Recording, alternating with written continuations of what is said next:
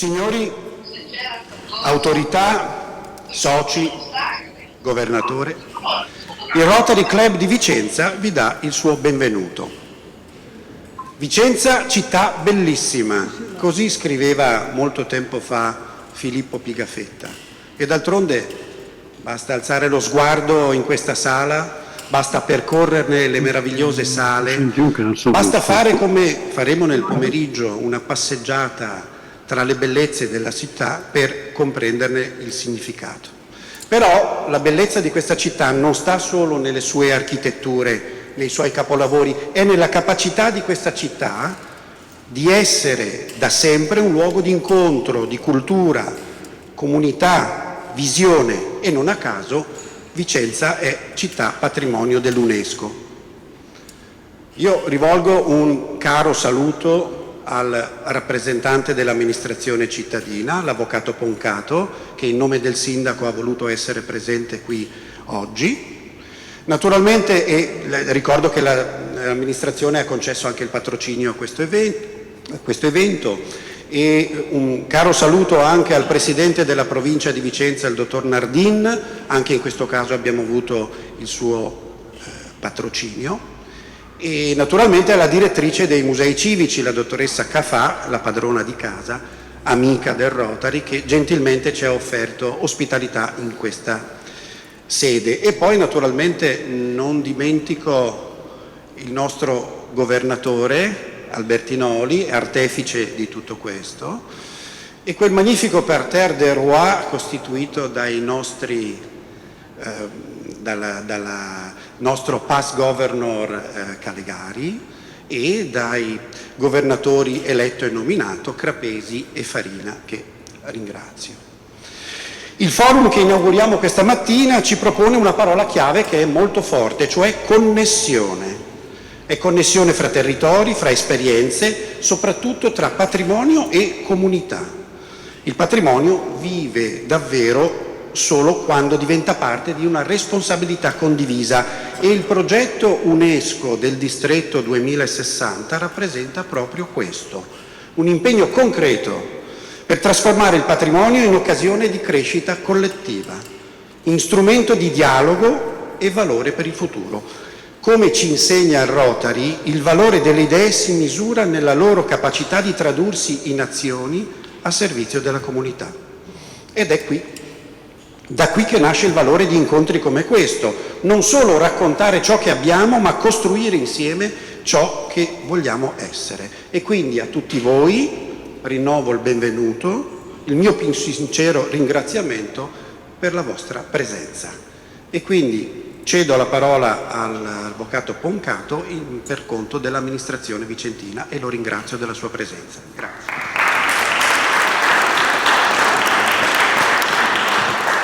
Presidente Ronchetti, grazie Governatore, grazie a tutti voi da parte di tutta l'amministrazione di Vicenza. Il Sindaco oggi purtroppo non è riuscito ad essere qui, ma ha mandato me per rappresentare tutta la stima per quello che state facendo, per l'idea di questo incontro di oggi, un forum che è importante perché mantiene al centro la cultura, l'importanza che la cultura sia preservata nei siti, e quindi ottima l'idea di farla nella giornata internazionale dei monumenti.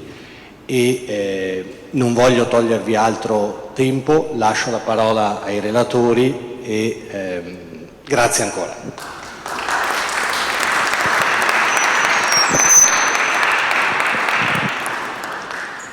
Bene, a dimostrazione di quanto le istituzioni ci sono vicine e quanto vogliono essere presenti quando facciamo qualcosa che rotarianamente ha un impatto poi anche su quella che è la comunità, sul territorio, vi voglio portare i saluti del nostro Presidente della Regione Alberto Stefani. Il Veneto vanta un'eredità culturale e naturale straordinaria, 9 siti UNESCO tra 3 riserve MAB, Delta del Po, Monte Grappa e Colli Ugani, oltre a eccellenze come l'arte delle perle di vetro, patrimonio immateriale, e il Tokai, iscritto al registro delle buone pratiche di salvaguardia. Questo vasto mosaico di bellezza richiede non solo tutela e salvaguardia, ma una valorizzazione guidata dai principi del turismo sostenibile, un approccio non invasivo che privilegi la cultura e la natura, garantendo la piena accessibilità anche alle persone con disabilità. La nostra Regione è costantemente impegnata nella protezione di questi siti e dell'intero paesaggio culturale di cui siamo depositari. Si tratta di una ricchezza immensa, fondamentale per l'identità dei cittadini e pilastro dell'economia veneta grazie al suo impatto sul settore turistico. Apprezzo l'impegno delle diverse realtà del territorio nel creare sinergie e definire strategie comuni per promuovere la nostra terra, una grande comunità in cui ognuno può contribuire alla crescita collettiva. Certo che da questo incontro emergeranno preziosi spunti di riflessione. Rivolgo a tutti quanti voi, a tutti i presenti, i miei più cordiali saluti. Alberto Stefani, Presidente Regione Veneto. Ecco, ho voluto leggerlo perché ci tenevo moltissimo, è una importante testimonianza di vicinanza che fa bene, oltre alla presenza ovviamente del nostro Sindaco e del suo rappresentante. Entriamo nel merito di questo incontro, ma il compito di fare un piccolo preambolo.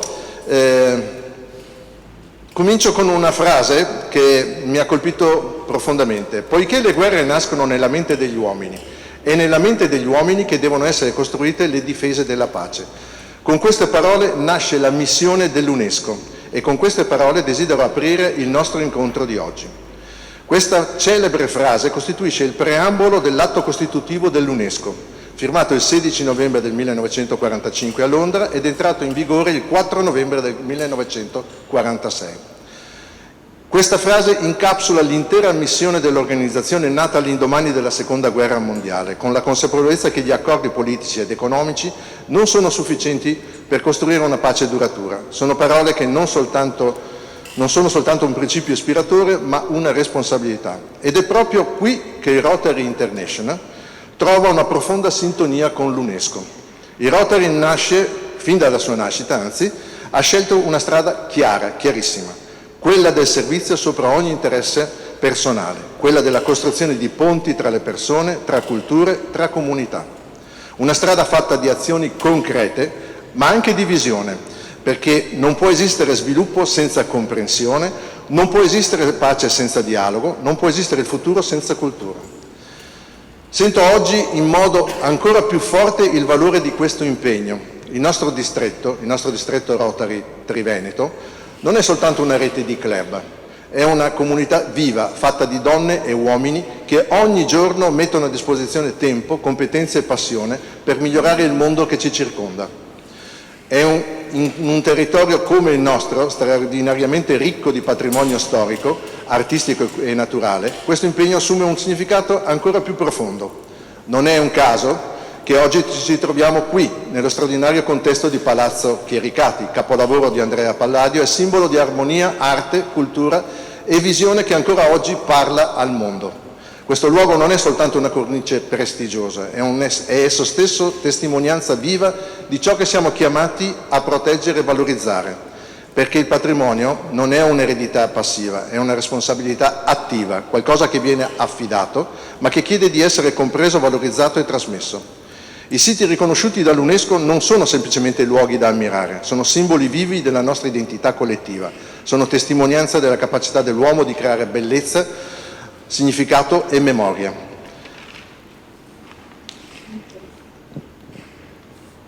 Perché è lì che si costruisce il futuro, nella consapevolezza e nell'educazione, nella capacità di riconoscere il valore di ciò che abbiamo.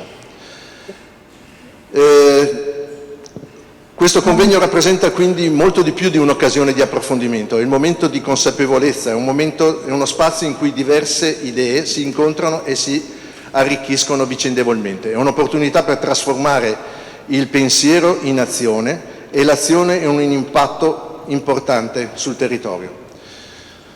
E possiamo farlo insieme, mettendo in rete competenze, energie e visioni. Desidero quindi esprimere un sincero ringraziamento a tutti coloro che hanno reso possibile questo convegno, ai relatori per il loro prezioso contributo e a ciascuno di voi per la vostra presenza. La vostra partecipazione non è solo significativa, è un segno concreto di impegno e di responsabilità. Questo spirito, con orgoglio rotariano e con profonda fiducia nel valore della cultura come strumento di pace, E quindi vi auguro un congresso, un convegno, un forum altamente qualificante per tutti quanti noi. Vi ringrazio ancora una volta per la vostra presenza e lascio la parola a un video. È un video estremamente importante, è il video che ci manda Maddalena Landry, la direttrice dell'ufficio europeo dell'UNESCO, una persona di grandissima importanza, di grandissimo valore, che ha voluto con il suo video dare ancora di più lustro a questa nostra iniziativa, e lo fa con questo video che anticipo e che vi presento. Signore e signori, è un piacere unirmi a voi in occasione della Giornata Nazionale dei Monumenti e dei Siti. Ringrazio il Rotary Club per questo forum progetto UNESCO dedicato a connettere patrimonio e comunità per costruire valori. Il patrimonio non è solo una reliquia del passato, è una risorsa viva radicata nelle nostre comunità che porta con sé memoria e identità. Lo ritroviamo negli edifici storici, nelle tradizioni, nell'artigianato e parte di ciò che siamo. Qui a Vicenza ne abbiamo un esempio concreto, Palazzo Chericati, espressione della visione senza tempo di Andrea Palladio e testimonianza della continuità tra storia e vita quotidiana. Proprio per questo il rapporto tra patrimonio e comunità riveste un'importanza fondamentale. Quando le persone sono coinvolte, questa eredità rafforza la coesione sociale, crea opportunità e alimenta il senso di appartenenza. Su questa convinzione si basa il lavoro dell'UNESCO. La nostra organizzazione riunisce Stati membri, esperti e comunità per definire standard condivisi e promuovere la cooperazione internazionale, non solo al fine di proteggere e valorizzare questa ricchezza, ma anche per trasformarla in un motore di sviluppo sostenibile per l'avvenire. Attraverso i programmi sul patrimonio mondiale e sul patrimonio culturale immateriale e tramite la nostra rete delle città creative, incentiviamo la collaborazione tra istituzioni e società civile, mettendo la comunità al centro della conservazione. Questa eredità, infatti, vive davvero solo se viene condivisa e trasmessa alle generazioni future. In questo ritroviamo lo spirito del Rotary, servire al di sopra di ogni interesse personale, un principio che si traduce in azioni concrete capaci di mobilitare la comunità e generare cambiamento reale. Ognuno di noi può fare la sua parte, perché il patrimonio non è solo ciò che ereditiamo, è ciò che scegliamo di custodire e costruire insieme. Sono certa che il forum di oggi sarà l'ispirazione per un dialogo produttivo, contribuendo a erigere ponti duratori tra visione globale e azione locale. Grazie. Direi che è un ottimo incipit quello di Landry, che ovviamente, ripeto, è Regional Bureau in Europe, e quindi è una persona di grandissimo prestigio a livello europeo. Adesso è il momento di cominciare il vero e proprio forum, no? Dopo queste piccole anticipazioni, e entriamo proprio nel vivo dei relatori. Mi capita molto spesso, lo dico spesso anche quando mi capita andare nei club, il nostro distretto ha delle eccellenze di grandissimo rilievo, di grandissima importanza. Quello che oggi presento in questo momento è la figura di Monsignor Francesco Gasparini, che è il direttore del Museo Diocesano di Vicenza, ma ha tantissimi incarichi, e quindi lo ringrazio per essere qui con noi e vi auguro a questo punto veramente un buon forum. Lascio la parola a Monsignor Francesco Gasparini. Non funziona.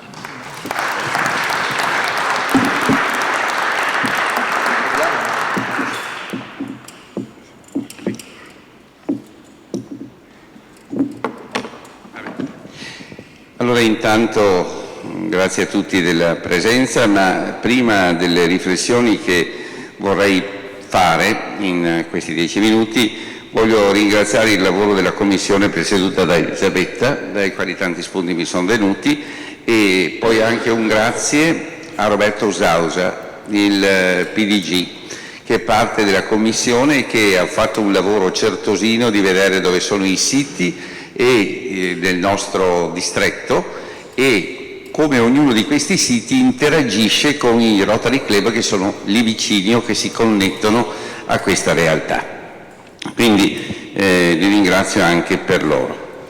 Vedete, possiamo dire il patrimonio culturale e naturale italiano UNESCO include siti che spaziano dalla preistoria al XX secolo e dall'altro è un patrimonio costituito non soltanto da monumenti o collezioni di oggetti, ma anche da tutte le tradizioni vive trasmesse dai nostri antenati, espressioni orali, incluso il linguaggio, arti dello spettacolo, pratiche sociali, riti, feste, conoscenze e pratiche concernenti la natura e l'universo e l'artigianato tradizionale.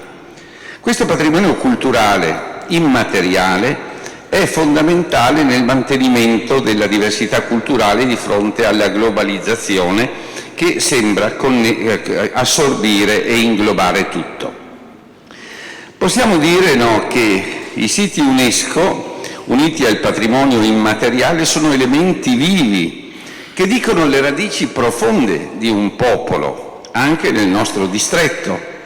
E direi, la prima riflessione è questo: le comunità locali possono essere il genius loci per la valorizzazione di questi patrimoni. Il concetto di genius loci si riferisce al carattere unico e allo spirito di un luogo. Nell'antica religione romana il genius loci era visto come lo spirito protettivo di un luogo, una presenza spirituale che vegliava su persone, comunità, spazi fisici. Oggi questo concetto è usato per descrivere l'atmosfera unica e irrepetibile che ogni luogo emana, spesso frutto di secoli di storia, cultura, paesaggi. Ora vi dico, i siti UNESCO hanno bisogno di uno spirito del luogo, di un genius loci, cioè delle persone che vivono in quel luogo, che sono sensibili alla sua assoluta peculiarità, che lo proteggono e vogliono conservarlo per le generazioni future. Sono convinto che i Rotary, grazie alla sua diffusione territoriale e alla sensibilità dei suoi soci, può veramente diventare il genius loci dei beni che l'UNESCO ha individuato nel nostro distretto, sia quelli materiali, sia quelli naturali, sia quelli anche immateriali. Soci rotariani sensibili all'assoluta peculiarità di questi luoghi e di questi monumenti, intenzionati a proteggerli e conservarli per le generazioni future. Passando poi ai singoli club radicati profondamente in una porzione di territorio del distretto, questo compito mi pare diventa ancora più evidente.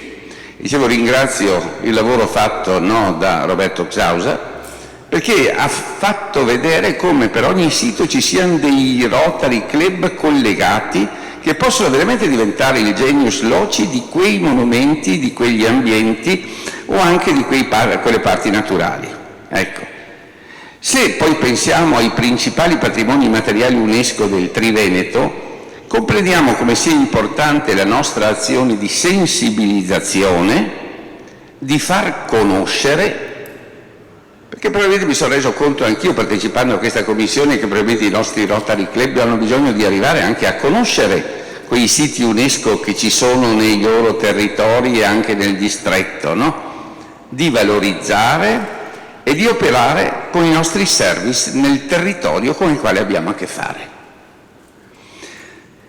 Tenete presente che c'è bisogno che ci siano custodi del patrimonio. Le comunità non sono solo spettatori, ma i veri custodi dei luoghi, preservando tradizioni e pratiche agricole. Noi abbiamo, penso, le colline del Prosecco di Conegliano e Valdobbiadene, ma bisogna, oltre a farle conoscere, anche preservarle. In primo luogo la gente del posto, i residenti, hanno una grande conoscenza ed esperienza delle risorse naturali e culturali lì esistenti. In secondo luogo, il coinvolgimento delle comunità locali può aiutare a creare supporto e impegno per proteggere il sito. Io penso noi facciamo questo convegno oggi, no? Ma provate a pensare come sarebbe interessante aiutare le comunità locali a rendersi conto del valore e di cosa fare anche per proteggere alcuni siti. I club Rotary sono, per me, parte necessaria e qualificata di quella che viene chiamata la gente del posto, che devono far conoscere e apprezzare questi siti UNESCO.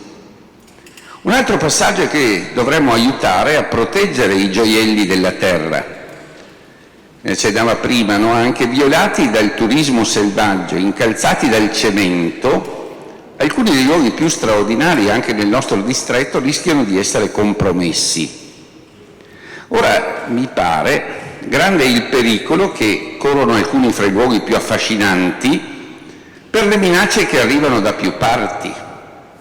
Alle devastazioni per cause naturali si aggiungono le distruzioni dovute a tanti elementi umani. Pensate agli squilibri portati dalla modernizzazione, uno sviluppo incontrollato, un turismo selvaggio, no? Avanzano assieme ai guasti del degrado ambientale. Il risultato è quello che potremmo chiamare un rapido imbruttimento del mondo. C'è qualcosa che si può fare? Ovviamente sì. Moltissimi interventi sono possibili e su questo l'UNESCO ha lavorato in maniera esemplare e in tutte le direzioni. Ecco, potremmo dire l'origine della lista del patrimonio mondiale, che certifica l'esistenza di luoghi eccellenti da conservare, di dire quei siti che non appartengono più a un solo determinato territorio, bensì a tutti gli abitanti del pianeta. E io questo credo ancora una volta richiami il Rotary, perché il Rotary ha una dimensione universale, internazionale, una sensibilità planetaria. Pensiamo all'impegno della Polios Plus, no? Da una versante, per cui tra le sue missioni ci può essere benissimo quella di stare a sensibilizzare i soci, in primis, e poi diversi territori di questi tesori che ci sono. È un compito, secondo me, che anche il nostro distretto 2060, ricchissimo di tali siti, può avere tra le sue priorità. Ancora credo l'ultima cosa, l'UNESCO promuove il coinvolgimento locale, dice, per incentivare slow tourism, un turismo lento, generare una crescita economica sostenibile. Ecco perché bisognerà che anche i nostri club si impegnino per diffondere un turismo sostenibile. E direi prima di tutto, no? Pensando al turismo che facciamo ciascuno di noi, pensando a come si possono sensibilizzare i nostri club anche riguardo al turismo sostenibile. Pensate, guardando ad alcune situazioni del nostro distretto, si potrebbe domandare, no? I turisti sono un pericolo per alcuni tesori UNESCO di questo nostro distretto? Se guardo Venezia mi viene proprio di dire di sì, se guardo altre cose altrettanto, no? Quando noi abbiamo un accorrere di massa fuori da ogni controllo, con una crescita disordinata di alberghi, inquinamento, dissesto ambientale, attività illegali, l'unica soluzione consiste nello sviluppo di un turismo responsabile o sostenibile. E vedete, io credo che il nostro essere rotariani può aiutare veramente a creare un turismo responsabile e sostenibile. Sono principi che il Rotary può prendere anche per sé, a pieno titolo, in due direzioni, io credo. La prima, perché i soci rotariani adottino questi criteri nel loro turismo, e secondo, perché diffondono questo tipo di turismo sostenibile. È inutile che parliamo di turismo sostenibile, noi abbiamo una quantità di club, no? Se ci diamo da fare con i soci e nei territori dove siamo, credo che qualcosa si può fare anche per il turismo sostenibile, per far aiutare le comunità locali a rendersi conto di questa problematica e anche della necessità di difendere questi siti che sono un patrimonio che dobbiamo trasmettere alle generazioni future. Non possiamo dire li godo io e poi buonanotte ai suonatori. Questi sono memorie di patrimonio, di storia, di civiltà, di cultura, di saggezza, di esperienza che dobbiamo conservare e trasmettere. E finisco con una frase che dovrebbe esserci una slide, no Elisabetta? Eccola. Aveva già citata prima Gianni, il nostro governatore. La leggo all'intero, è il preambolo dell'UNESCO. Poiché le guerre hanno origine nello spirito degli uomini, è nello spirito degli uomini che si debbono innalzare le difese della pace. Poiché la dignità dell'uomo esige la diffusione della cultura e l'educazione di tutti per la giustizia, la libertà e la pace, tutte le nazioni hanno doveri sacri da adempiere in uno spirito di mutua assistenza. Una pace fondata su soli accordi economici e politici dai governi non può determinare l'adesione unanime, durevole e sincera dei popoli, di quel genius loci di cui parlavo prima. Per conseguenza questa pace deve essere costruita sul fondamento della solidarietà intellettuale e morale dell'umanità. E si legge ancora nel prologo: l'UNESCO intende contribuire al mantenimento della pace e della sicurezza, favorendo mediante l'educazione, la scienza, la cultura e la collaborazione fra nazioni, al fine di assicurare il rispetto universale della giustizia, della legge, dei diritti dell'uomo, delle libertà fondamentali che la Carta delle Nazioni riconosce a tutti i popoli, senza distinzione di razza, di sesso, di lingua o di religione. Perché ho messo questo? Sapete, il mondo diventa migliore, io credo, non perché si soffocano le pretese dei popoli o altre cose, e neanche perché si distrugge una civiltà o si distrugge tutto. Il mondo diventa migliore se noi abbiamo il desiderio di conservare, far apprezzare e consegnare alle generazioni future la bellezza.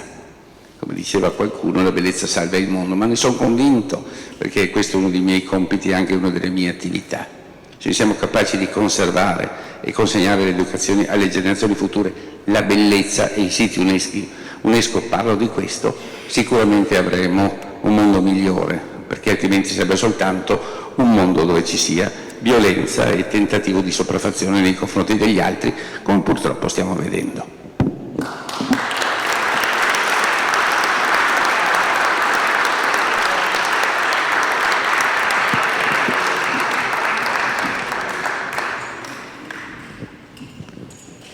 Grazie Monsignore, perché comunque ripetita viuvant, ma come l'ha letto lui il messaggio è completamente diverso e soprattutto dà un'idea più ampia. Adesso abbiamo aperto con Monsignore, continuiamo con avvocato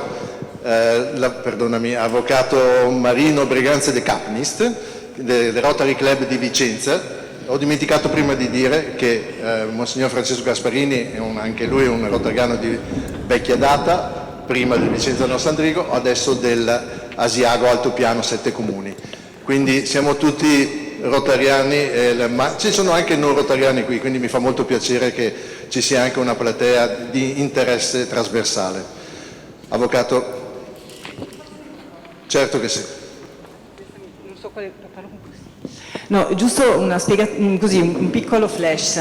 La settimana scorsa qui a Vicenza c'è stato un fantastico seminario dedicato ai temi dell'UNESCO, condotto dall'Ordine degli Avvocati, non dall'Ordine degli Avvocati di Vicenza, ma da un'associazione interregionale, se non ricordo male. Si intitolava Scilla e Cariddi. Perfetto l'intervento. Io lì ho incontrato il professore e non poteva mancare che gli chiedessi di venire a raccontarci in estrema sintesi, perché ovviamente il suo intervento era molto articolato e gli ho spiegato che non siamo avvocati al suo livello, e quindi comunque la ringrazio perché hai accettato, da rotariani possiamo passare al tu, hai accettato così estemporaneamente di partecipare a questo forum. Grazie.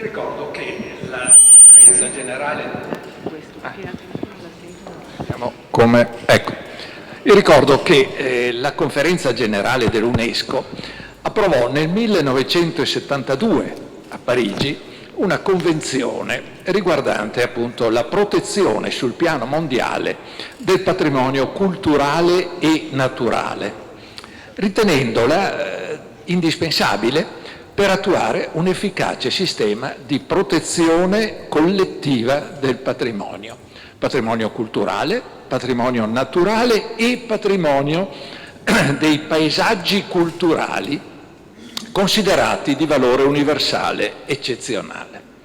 A tal fine, gli Stati firmatari, tra cui l'Italia, si sono impegnati a prendere i provvedimenti giuridici adeguati per l'identificazione, la protezione, la conservazione, la valorizzazione di questo patrimonio. La Convenzione è stata resa esecutiva in Italia nel 1977. Così, a partire da quella data, ben 61 siti italiani sono stati via via ricompresi nel patrimonio dell'UNESCO e l'inserzione degli stessi nel patrimonio comporta indubbiamente un notevole rilievo reputazionale ed economico.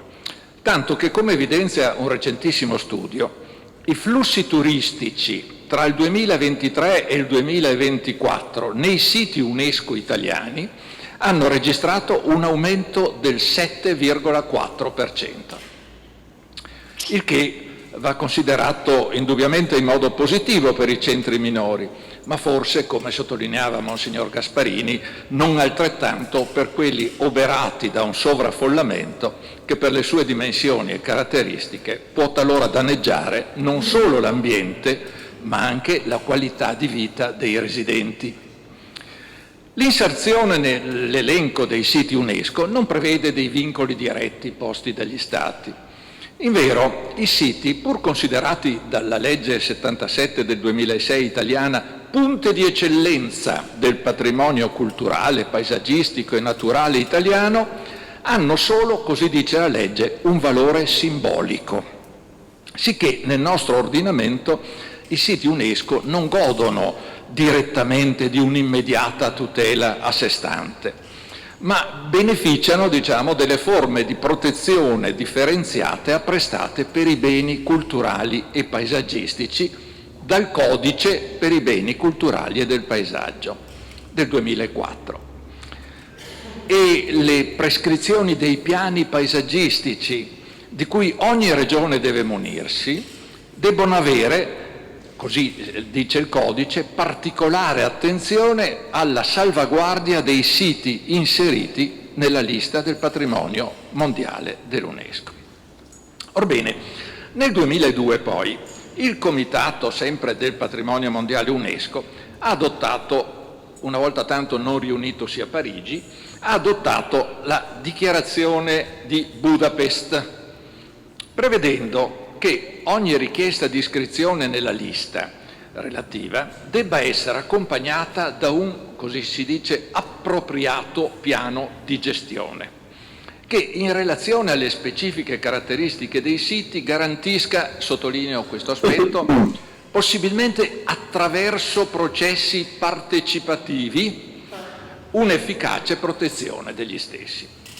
Così la legge italiana 77 del 2006 ha stabilito che per assicurare la conservazione dei siti italiani UNESCO e creare le condizioni per la loro valorizzazione debbono essere approvati degli appositi strumenti, appunto i piani di gestione, che sono particolarmente importanti specie per i centri storici delle numerose città d'arte italiana tutelate. A riguardo però va notato che l'inserzione dei cuori delle città tra i siti UNESCO non è limitata ai centri storici così come noi normalmente li consideriamo, ma si estende, giusto una raccomandazione dell'UNESCO sul paesaggio storico urbano del 2011, si estende a un'area urbana cito testualmente, risultato della stratificazione dei valori e degli attributi culturali e naturali che va oltre la nozione di centro storico, ad includere il più ampio contesto urbano e il suo ambiente geografico. Questo contesto più esteso include in particolare topografia, geomorfologia, idrologia, caratteristiche naturali del sito, il suo ambiente edificato, sia storico sia contemporaneo, le sue aree verdi, i suoi giardini.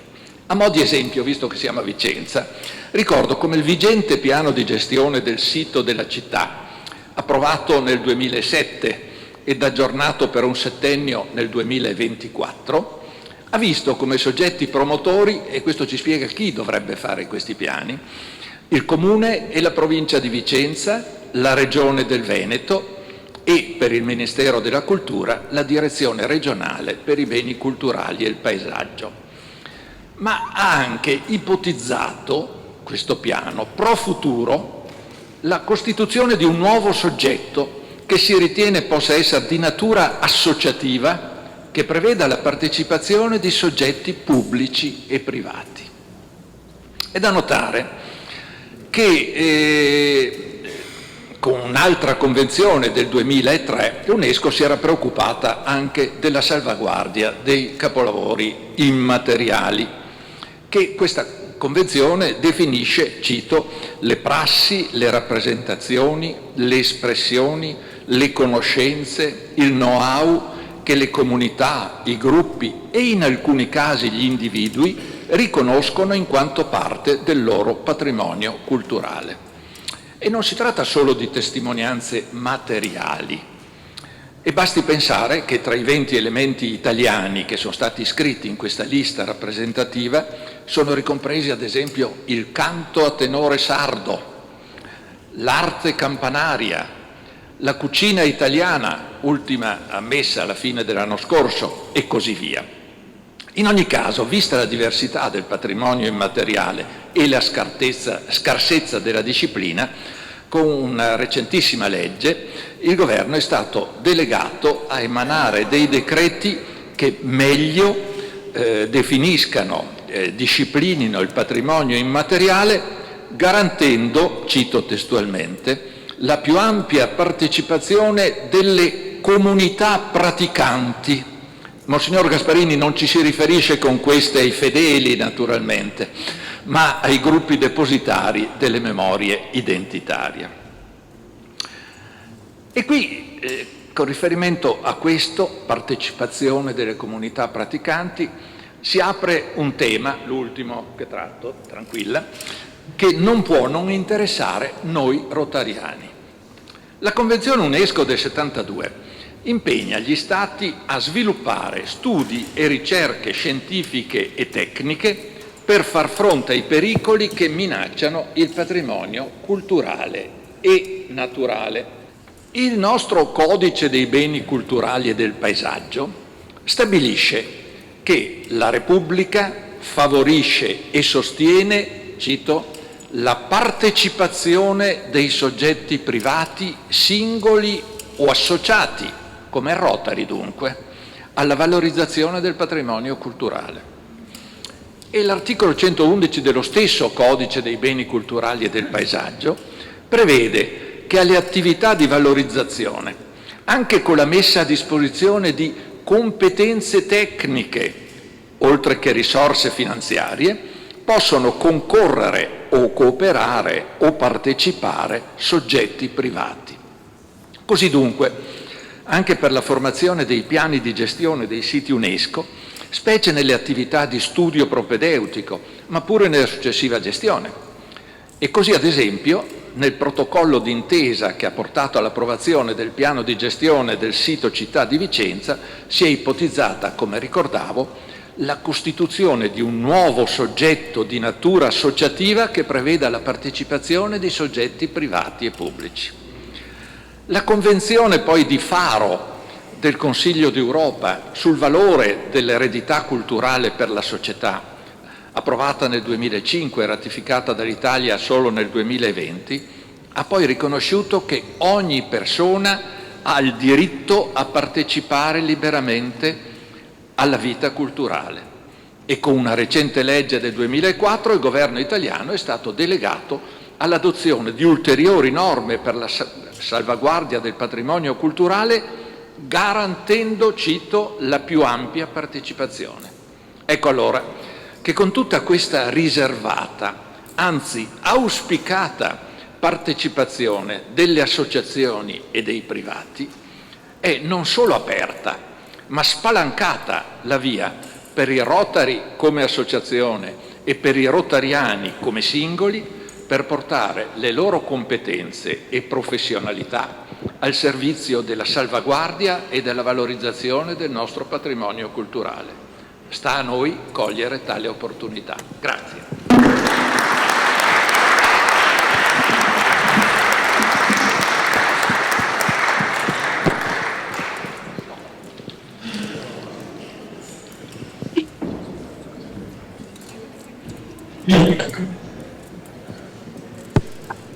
Buongiorno. Allora, Maurizio, ci sei? Ci sono. Perfetto. Allora, noi in questo momento apriamo una connessione, in realtà siamo già connessi su Zoom da un po' di tempo, cioè dall'inizio della mattina. E come faccio a inquadrare bene lui? Io mi sento perfettamente e vedo anche alcune immagini.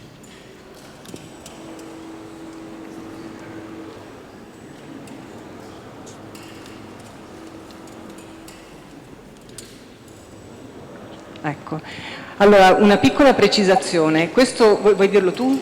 No. Oggi è stato detto è la giornata che celebra i siti del patrimonio UNESCO e altri Rotary che organizzano eventi di questo tipo, sicuramente ce ne sono, ma un distretto con cui in qualche modo stiamo cercando di creare delle sinergie è il distretto 2110. Maurizio Di Stefano è presidente nazionale ICOMOS Italia, nonché presidente eletto per il Rotary Napoli Est, se non sbaglio l'orientamento, giusto. Loro stanno organizzando un evento simile a questo in Campania e questo quindi è un collegamento simbolico tra i nostri due, non simbolico, è un collegamento vero che però simboleggia le possibilità di connessione e di rete che il Rotary può fare a livello interdistrettuale. Sì, io saluto l'amico architetto e saluto anche, non vedo ma penso che ci sia anche Angelo Di Rienzo, il governatore, il mio omologo del distretto Campania. No, non c'è. Angelo è in sala perché abbiamo anche il forum. No, era l'occasione per salutarlo e per confermare questa anche con il collegamento tra di noi che rappresenta non solo un collegamento sull'UNESCO ma anche una fratellanza tra rotariani, ecco, in buona sostanza. Lascio la parola a te, che procedi pure. Grazie e mi hai anticipato perché portavo appunto i saluti non solo di Angelo ma anche di Giuseppe Nardini, che naturalmente è il nostro prossimo governatore, con il quale siamo in continuità con Angelo portando avanti questo lavoro che da diversi anni ci vede impegnati per i valori comuni che noi abbiamo tra Rotary e l'UNESCO.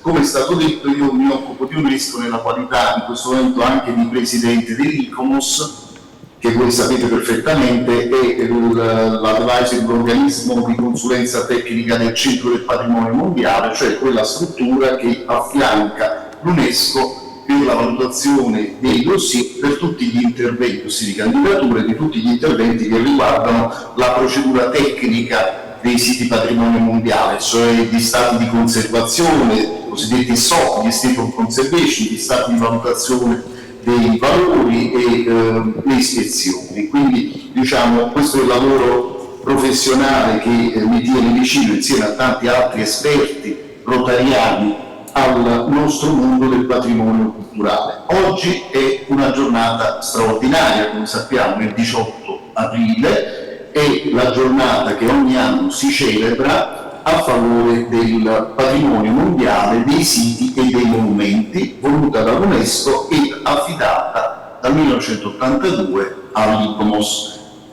Quindi le nostre celebrazioni, io le ho segnalate all'ICOMOS e quindi all'UNESCO sia quelle che stiamo portando con ICOMOS, sia le altre che sono in corso attualmente oggi a Firenze, a Lucca, a Palermo e che a Firenze 2 addirittura, che celebrano questa giornata. Ogni giornata mondiale del patrimonio mondiale ha un tema. Il tema di quest'anno è i patrimoni viventi e le emergency response, le responsabilità nelle emergenze.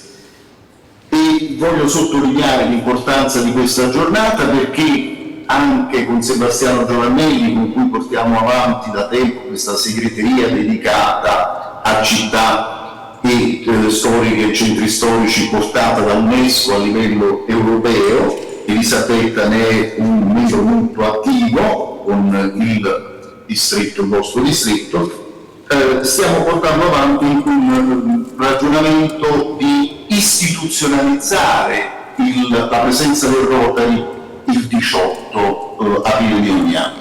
Quindi riuscire ad avere eventi come quello che avete organizzato voi e che stiamo svolgendo noi e affiancare le nostre esperienze, i nostri service agli obiettivi che UNESCO e ICOMOS scelgono come prevalenti per il patrimonio culturale.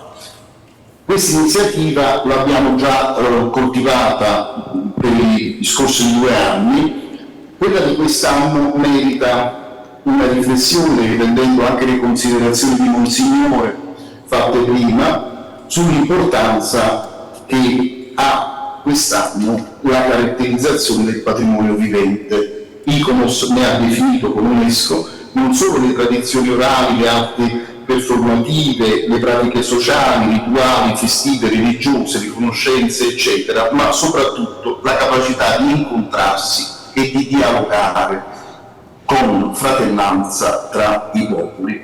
Quello che il Rotary ha come elemento base del suo primo obiettivo, e cioè coltivare rapporti di pace. E il secondo titolo di questa giornata, come ho detto, è una risposta alle emergenze, che non sono solo le emergenze naturali, i dissesti, i cambiamenti climatici, eccetera, ma ovviamente in questo momento sono le emergenze dell'uomo antropiche, le guerre, rispetto alle quali il patrimonio culturale è uno degli obiettivi principali per il suo valore iconoclastico e per la sua forma di rottura del rispetto dei valori tra uomini. Ed è una delle forme più dure di guerra. Non voglio richiamare l'imbarazzante diniego avvenuto in Palestina per le nostre autorità religiose, ma è un esempio anche questo di quello che avviene nelle nostre realtà. Il Rotary perché si occupa quindi di patrimonio culturale? Perché il patrimonio culturale rappresenta un rispetto delle diversità, rappresenta sempre una forma di dialogo, è stato ricordato Faro, ma ricordiamo la Convenzione dell'UNESCO, Convenzione del 2005 dell'UNESCO, che per certi versi affianca, non voglio dire integra perché sono 2 approcci diversi, ma sono 2 convenzioni, quella del Consiglio d'Europa e quella dell'UNESCO, nate a qualche giorno di distanza di ottobre del 2005, su tavoli comuni che hanno trovato una forma diversa di esporre le forme di libertà e di diritto di esercizio della cultura. Quindi ritengo che il Rotary, nell'occuparsi poi di patrimonio culturale UNESCO, abbia fatto un ulteriore passo, abbia condiviso quei valori che il collega professore richiamava prima di me sulla Convenzione del 72. La Convenzione del 72 è la convenzione di maggior successo dell'UNESCO, è quella alla quale hanno aderito sostanzialmente tutti gli Stati parte, utilizzandola attraverso la lista del patrimonio mondiale. Quindi un momento di unione, un momento di vicinanza. Il Rotary su questo può fare moltissimo, non solo intervenendo, come è stato detto, all'interno dei piani di gestione, dando un contributo diretto volontario ai service del piano di gestione, favorendo con i Rotaract i percorsi e i cammini. Abbiamo la fortuna del riconoscimento dell'Appia a Regina Iarum, ma quest'anno si discuterà la Francigena, che si sviluppa tutto sul nord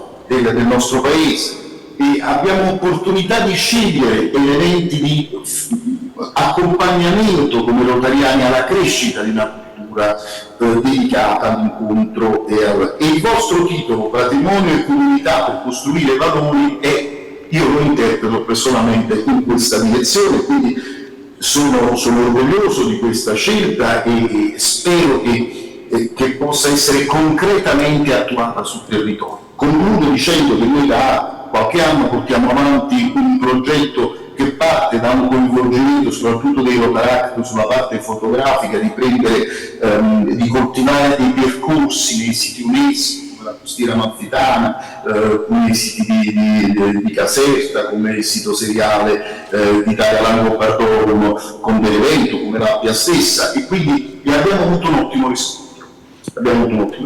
Quest'anno intendiamo con Rotary Foundation promuovere delle borse di studio di approfondimento proprio del rapporto di SETES in questo senso. Quindi stiamo cercando di lavorare in questa direzione e personalmente, ma anche a nome di Angelo Di Lienzo, noi ci auguriamo di poter lavorare sempre più intensamente insieme e sono sempre le persone che fanno le cose, non sono le sigle o le cariche o i titoli, e voi avete la fortuna di avere delle persone che fanno bene e con amore tanto lavoro in questo senso. Io spero di riuscire a fare altrettanto, perché ho coordinato fino adesso facendo il presidente non so se potrò farlo, ma ne ho parlato nella Commissione Nazionale Italiana Fresco di questo nostro progetto, è stato molto ben accolto dal vicepresidente Claudio Ricci, che molti di voi conoscono e che è anche il mio vicepresidente di Icomos Italia. Quindi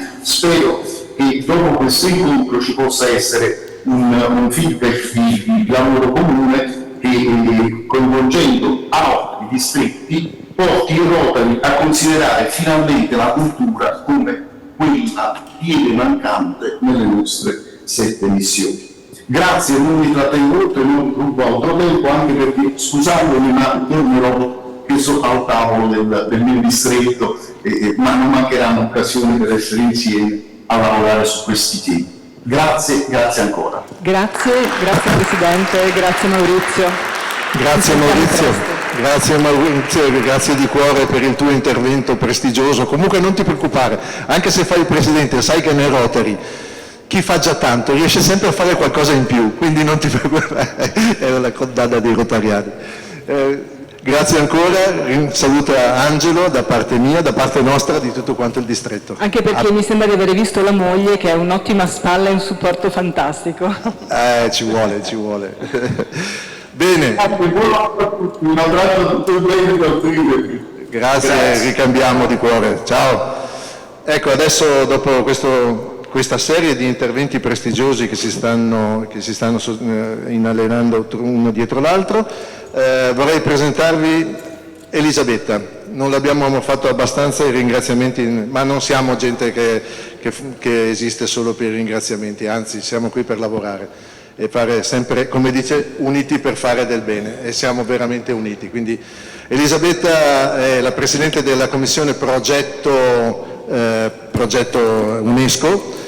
Progetto UNESCO nasce da un'intuizione proprio di Elisabetta, e quindi se oggi siamo così in tanti è anche grazie alla sua caparbietà e alla sua capacità di trasmettere concetti e valori che sono simili per tutti quanti noi, ma sono fondamentali per la cultura che sta portando avanti Elisabetta, il patrimonio culturale, per la difesa del patrimonio culturale.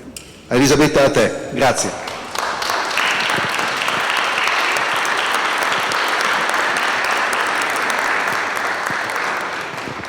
Allora, innanzitutto buongiorno a tutti, grazie Governatore, grazie a tutti di essere qui.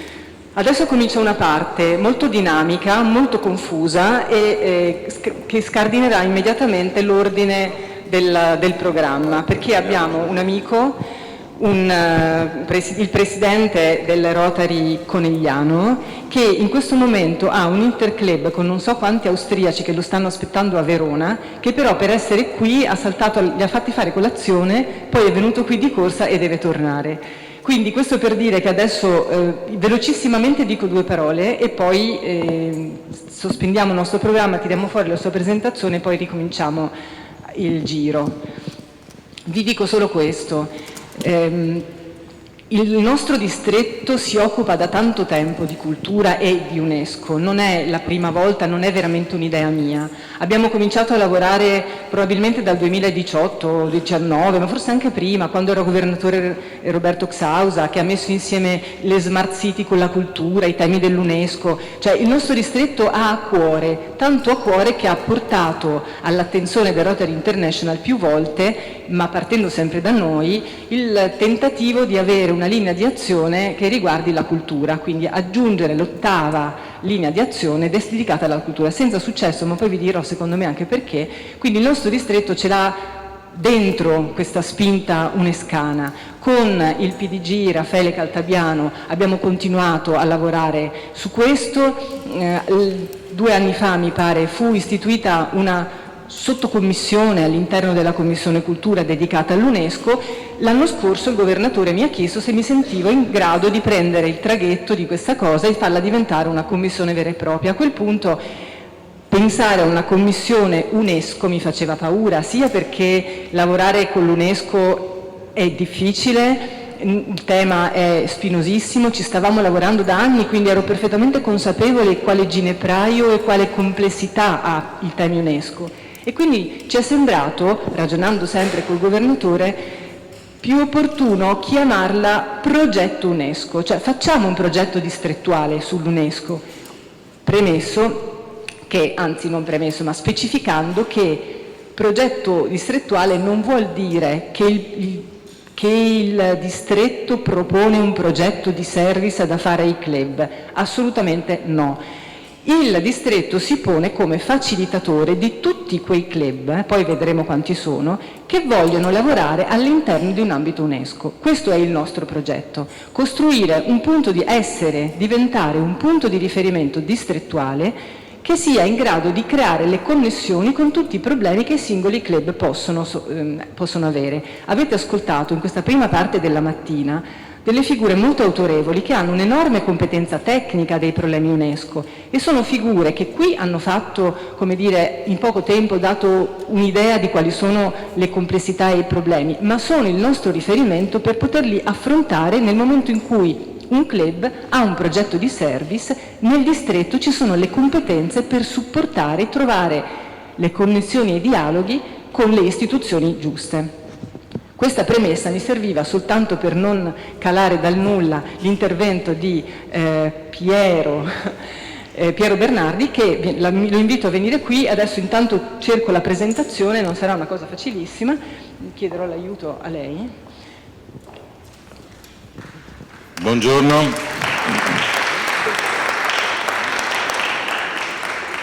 Per me oggi è una giornata... Scusami Piero, ho dimenticato una cosa importantissima. In questo ragionamento che facevo, noi siamo strumento dei club, in questo lavoro di questo anno abbiamo contattato i club e alcuni club, tipo il suo, ci hanno raccontato che stavano già facendo progetti in ambito UNESCO. Quindi questa è l'occasione perché questi progetti vengano presentati e, se di interesse, condivisi. Scusa, mancava questa... No, non c'è problema.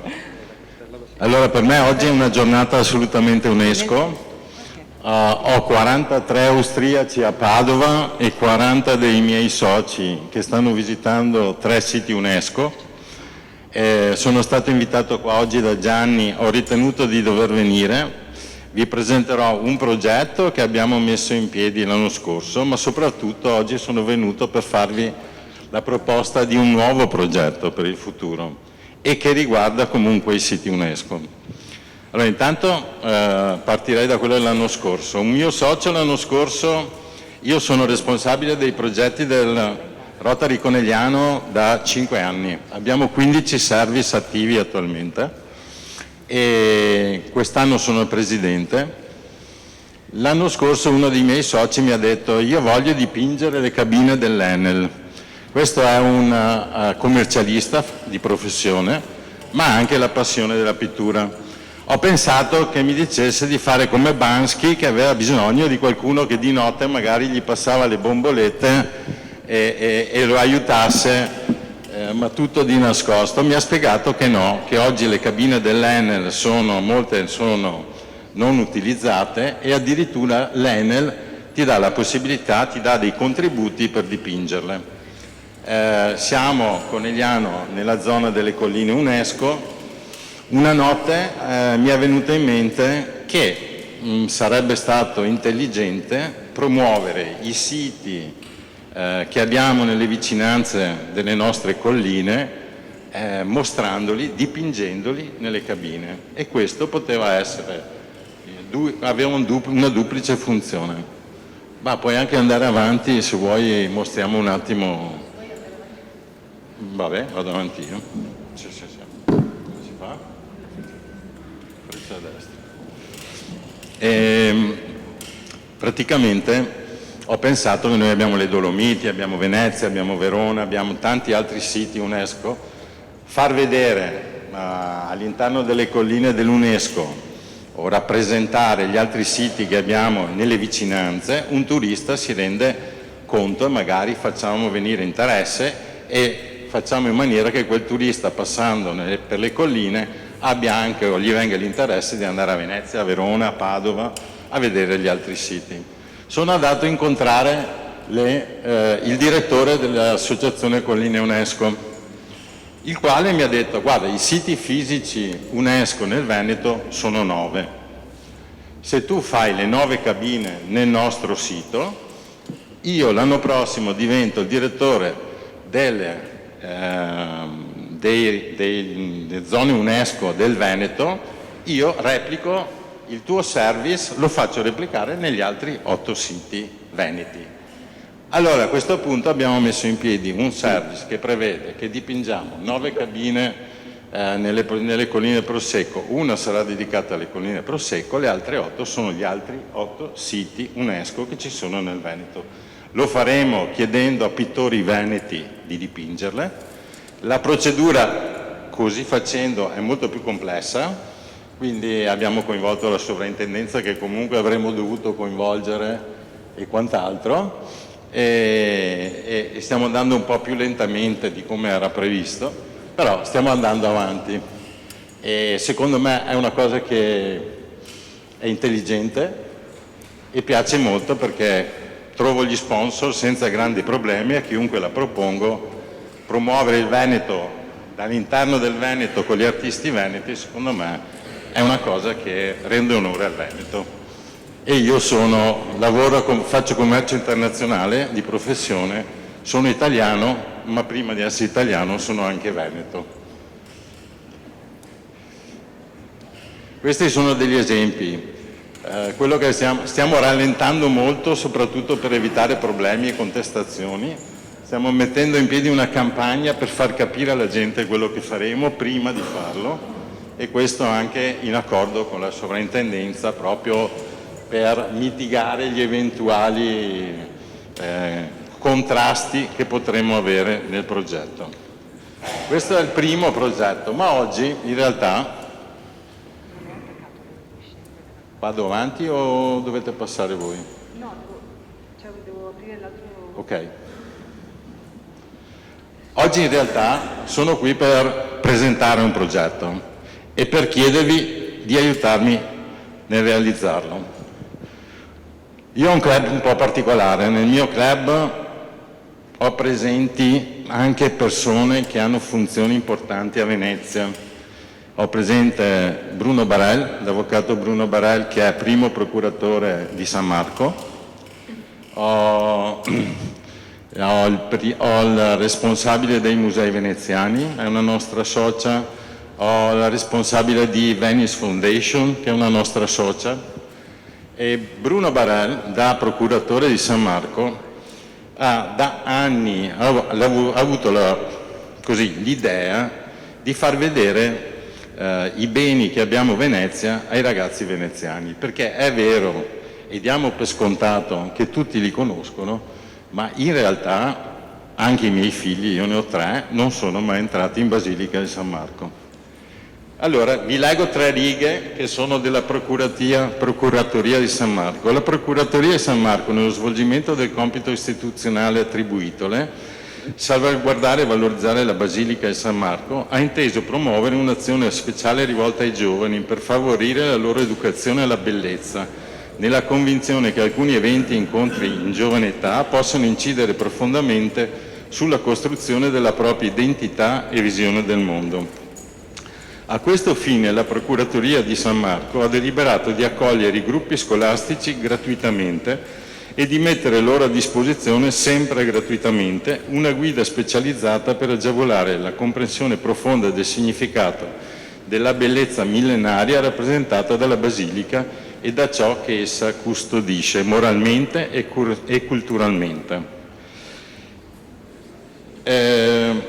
Siamo partiti da qui con Bruno e abbiamo deciso di pensare a sviluppare un progetto che coinvolgesse i musei veneziani, le fondazioni veneziane, vi cito solo alcuni con cui abbiamo raggiunto un accordo attualmente, sono Biblioteca Nazionale Marciana, la Casa dei Human Safety Net, l'Università di Ca' Foscari, lo IUVAV, l'Autorità di Sistema Portuale del Mare Adriatico, Fondazione Querini Stampalia, Fondazione Cini, l'Ateneo Veneto ETS, il Consorzio per il coordinamento delle ricerche inerenti al sistema lagunare, la Scuola Grande Arciconfraternità di San Rocco e molti altri.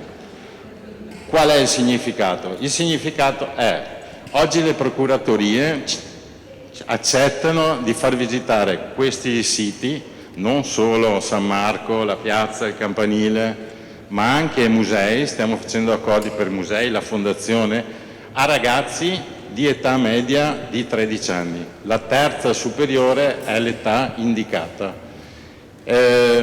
Come Conegliano noi promuoviamo che ciascun club del distretto si impegni a mandare 2 scuole all'anno e paghi le spese per 2 scuole, 2 classi all'anno alla Procuratoria veneziane.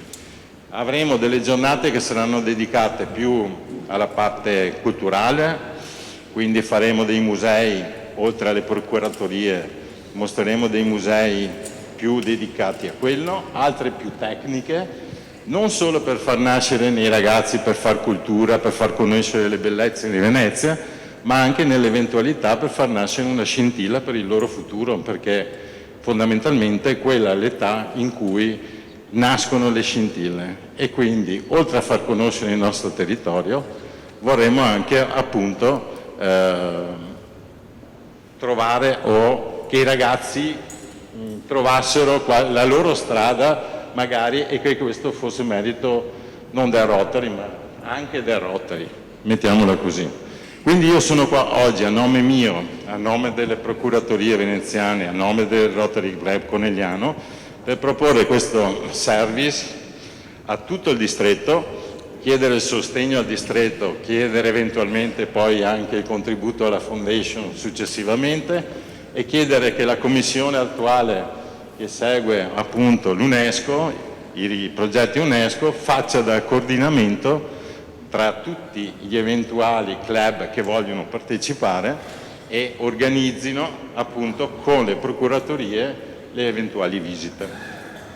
Credo di essere stato, ho cercato di essere sintetico, io mi scuso ma devo scappare perché appunto ho tante persone che mi aspettano.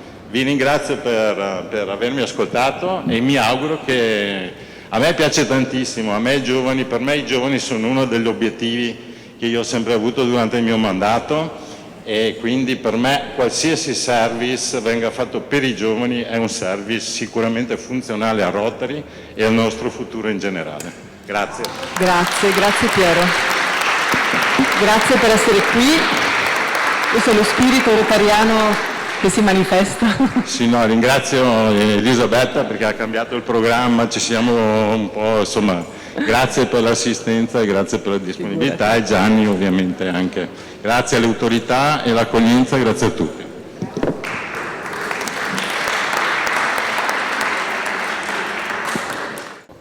Sì, ok. Scusate, cerco di riprendere il filo dove ero rimasta.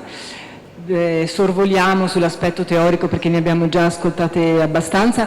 Questa slide ve la lascio soltanto perché prima ho fatto un accenno sul fatto che per quale motivo, uno dei motivi penso abbastanza logico, per cui noi come Rotary International non accettiamo la cultura come linea d'azione. Le linee di azione del Rotary derivano, proprio come emanazione diretta, dall'Agenda 2030. Leggete l'agenda, adesso non ve la leggo, ma la conoscete più o meno tutti. Se ci riflettete, le nostre linee di azione vengono da lì. Nell'Agenda 2030 non esiste la cultura. Quindi non commento questo fatto, non esiste non perché sia trascurata, perché è talmente trasversale su tutto che non è possibile enucleare un'azione sulla cultura. Questo dovrebbe aprire delle nostre riflessioni e forse cambiare il nostro modo di ragionare sulla cultura. Cultura non è restaurare il capitello lo restaura, aspettate, non è un ragionamento da Rotary, il restauro dell'opera d'arte. Il ragionamento rotariano, che non è il FAI, che non è un'associazione Save Venice o quant'altro, è io restauro il capitello e lo metto a sistema per un futuro sostenibile. In che modo? È il dopo che il Rotary International ci chiede di misurare l'impatto, e se noi non facciamo questo sforzo di capire come i service in ambito culturale diventano misurabili nel futuro sostenibile, non avremo mai una linea d'azione come pensiamo che sia utile. Detto questo, il metaprogetto del distretto è questa cosa per cui, dicevo prima, deve essere un riferimento. Non è solo meta, ma anche un mega progetto, ce ne siamo accorti strada facendo, forse abbiamo un po' alzato troppo l'asticella, però bisogna fare così, l'asticella va sempre alzata per arrivare a raggiungere obiettivi sempre un po' più alti. Abbiamo cercato di creare un luogo di raccolta, un punto di riferimento, ma come si fa a trovare il punto di riferimento in modo riconoscibile? Tu non vai da nessuna parte se non sai dove vai, se non hai un nome a cui riferirti. E qui chiamo l'amico, corre obbligo uno sguardo alla numerosa commissione, ma qui c'è solo una parte di persone che ci hanno aiutato, di amici rotariani che ci hanno aiutato, perché questo è stato il primo nucleo di quelli che sono andati, diciamo, nel cosiddetto nel piano direttivo. Ma strada facendo, la nostra chat WhatsApp è stata trasformata da chat in community, tanti eravamo e tante persone abbiamo raccolto nel percorso. Quindi questi sono il nucleo fondante che in parte traghetterà l'anno prossimo, in parte verrà sostituito, cambiato, ma non perché li abbiamo mandati via, perché hanno scelto altri percorsi e sono impegnati in altre commissioni. Di questo gruppo fanno parte... Di questo gruppo la Valeria c'era già prima, abbiamo aggiunto, grazie anche a un socio rotariano, a Renato Carraro, che forse dovrebbe essere qui, anche se eccolo lì, ciao, grazie Renato, grazie a lui perché Sara Carraro è la nipote, ci ha messo in contatto con Sara, che ha coinvolto Alessandra, e insieme a un altro ragazzo che si chiama Lorenzo, ma non è un rotaractiano, e è una squadra che si è messa a lavorare sul chi siamo, ci diamo un nome. Ovviamente, come tutti i gruppi di lavoro, è necessario avere un leader.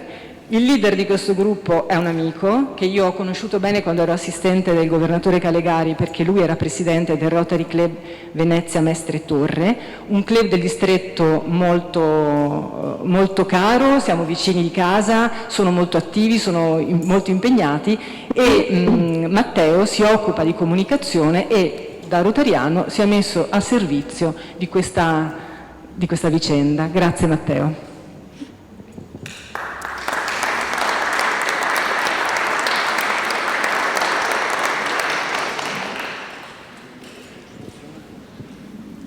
Buongiorno a tutti, cercherò di essere conciso.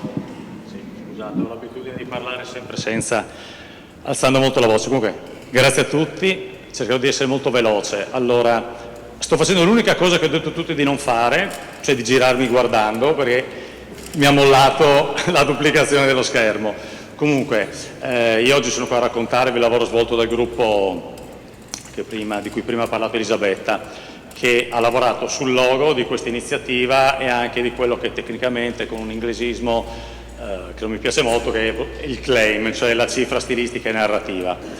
Il logo l'avete già visto, perché se avete guardato con attenzione l'invito l'avete visto a lato della ruota rotariana, e quindi dovreste aver già più o meno notato la cifra stilistica. Comunque queste sono state le basi fondative del ragionamento: patrimonio, comunità e valori. Molte cose le avete già sentite, in realtà le devo ripetere quasi rubandole ai precedenti relatori. Una grandissima eredità storica in Italia. Io sono convintissimo che l'Italia sia un paese meraviglioso, denso di patrimonio sia architetturale, artistico, ma anche naturalistico, veramente molto molto denso. Rotary è una rete ampia, con dei valori molto solidi, dedicati al servizio degli altri soprattutto, e l'obiettivo è quello di unire tutto questo creando, voi lo sapete benissimo, delle azioni di impatto che coinvolgono la comunità in una maniera viva e vibrante, e quindi creare un legame profondo tra l'eredità storica che abitiamo, nella quale storicamente siamo presenti, e le persone che la vivono. Su questo abbiamo derivato questo logo molto semplice, che ha sviluppo circolare, perché deve sposarsi molto bene con quella che è la ruota rotariana. Notate che va un po' a raccontare visivamente, in maniera molto semplice,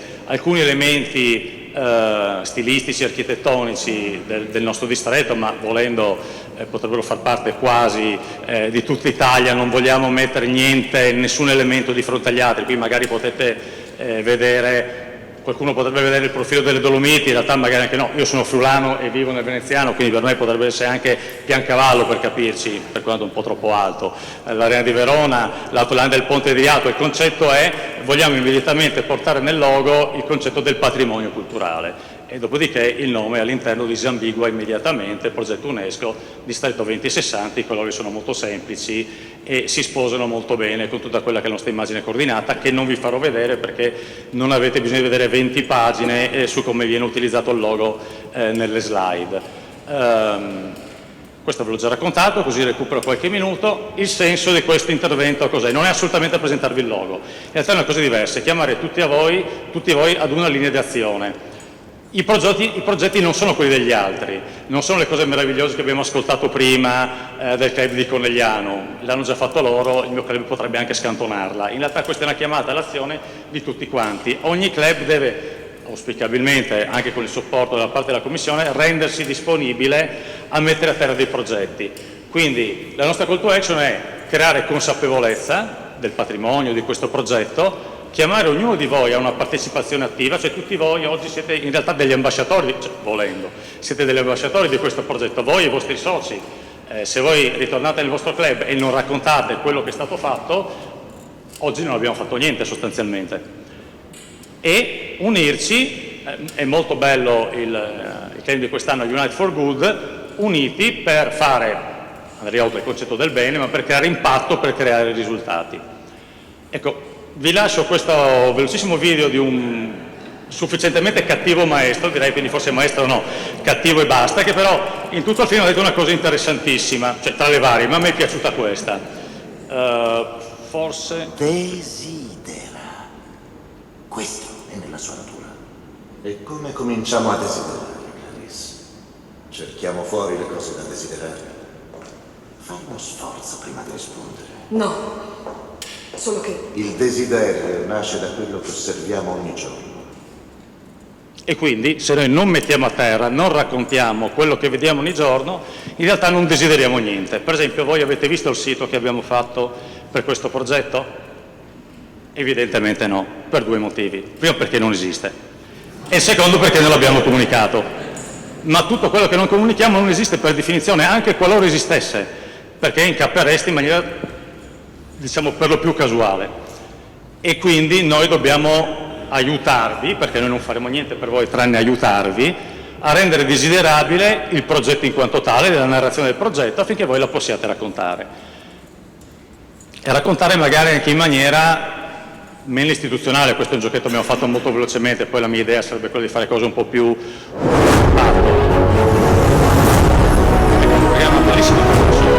comunque c'è anche quello di comunicare non soltanto tanto nell'ambito di quelli che sono i codici e i canoni stilistici a cui il Rotary è abituato, cioè cercare anche di creare una comunicazione magari molto più adatta, io penso diciamo, alle persone che si stanno supportando da parte del museo sullo sfondo, che stanno guardando che magari non roviniamo qualche opera d'arte, anagraficamente sono evidentemente più giovani di noi, e questo è un dato oggettivo, anche se c'è da conoscere molto alla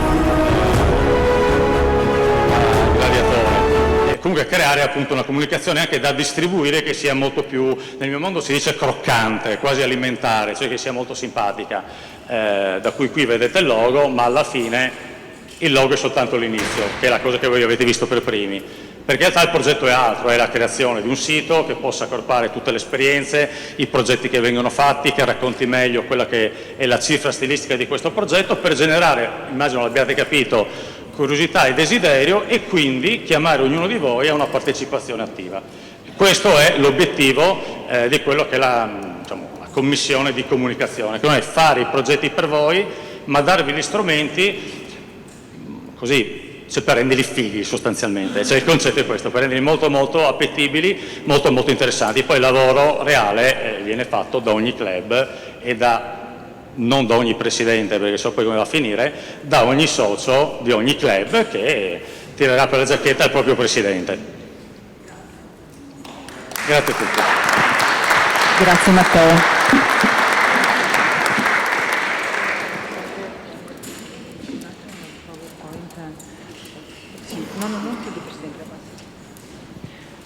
Adesso chiedo a Roberto Xausa, finalmente è il tuo momento. No, finalmente, perché non è la scaletta giusta, ma lasciatemi presentare Roberto. No, non lo presento perché lui non ha bisogno di essere presentato, ma è giusto spiegare il lavoro che è stato fatto. Noi sappiamo quali sono i territori UNESCO nel nostro distretto? Ci hanno detto che sono 9, sono di più. In realtà scopriremo attraverso il lavoro certosino fatto da Roberto che praticamente tutto il nostro distretto Rotary può essere coinvolto dal patrimonio UNESCO. Ecco, volevo solo dire che il mio lavoro è stato quello di fare una sovrapposizione tra la rete dei nostri Rotary Club nel nord-est, quindi tutto il distretto 2060, 96 club, posizionarli dove sono e sovrapporre a questa rete un'altra rete, quella dei siti UNESCO, per capire le connessioni, per capire quali club e quanti e dove hanno un sito UNESCO in casa. Questo è un po' l'aspetto, diciamo, di studio, analisi che abbiamo fatto. Adesso però mi servirebbe la slide, ma non vedo.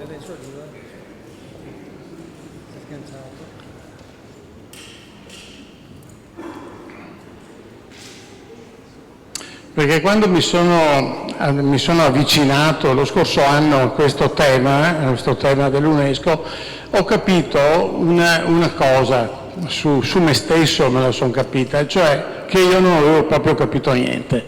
Non avevo l'idea assolutamente di quanti siti abbiamo, di dove sono e di dove... ecco, questo è un po' l'inizio. Allora, io rimango in piedi perché ho bisogno di seguire. Sì, noi nel mondo abbiamo addirittura 1248 siti, questi sono suddivisi tra siti culturali nel mondo, 972, poi altri siti, 235, naturali, e siti misti, dice l'UNESCO, 41. In Italia sono 61, nel Triveneto ne abbiamo 11. Allora 11, 9 abbiamo capito che sono nel Veneto, gli altri sono in altre regioni. Ma io ragiono in termini di distretto, cioè di nord-est. Allora, di questi siti... a questi siti, dopo entrando dentro, abbiamo le biosfere UNESCO, che nel mondo sono 714, in Italia 19, nel Triveneto 6. Ecco, anche questo è un dato interessante.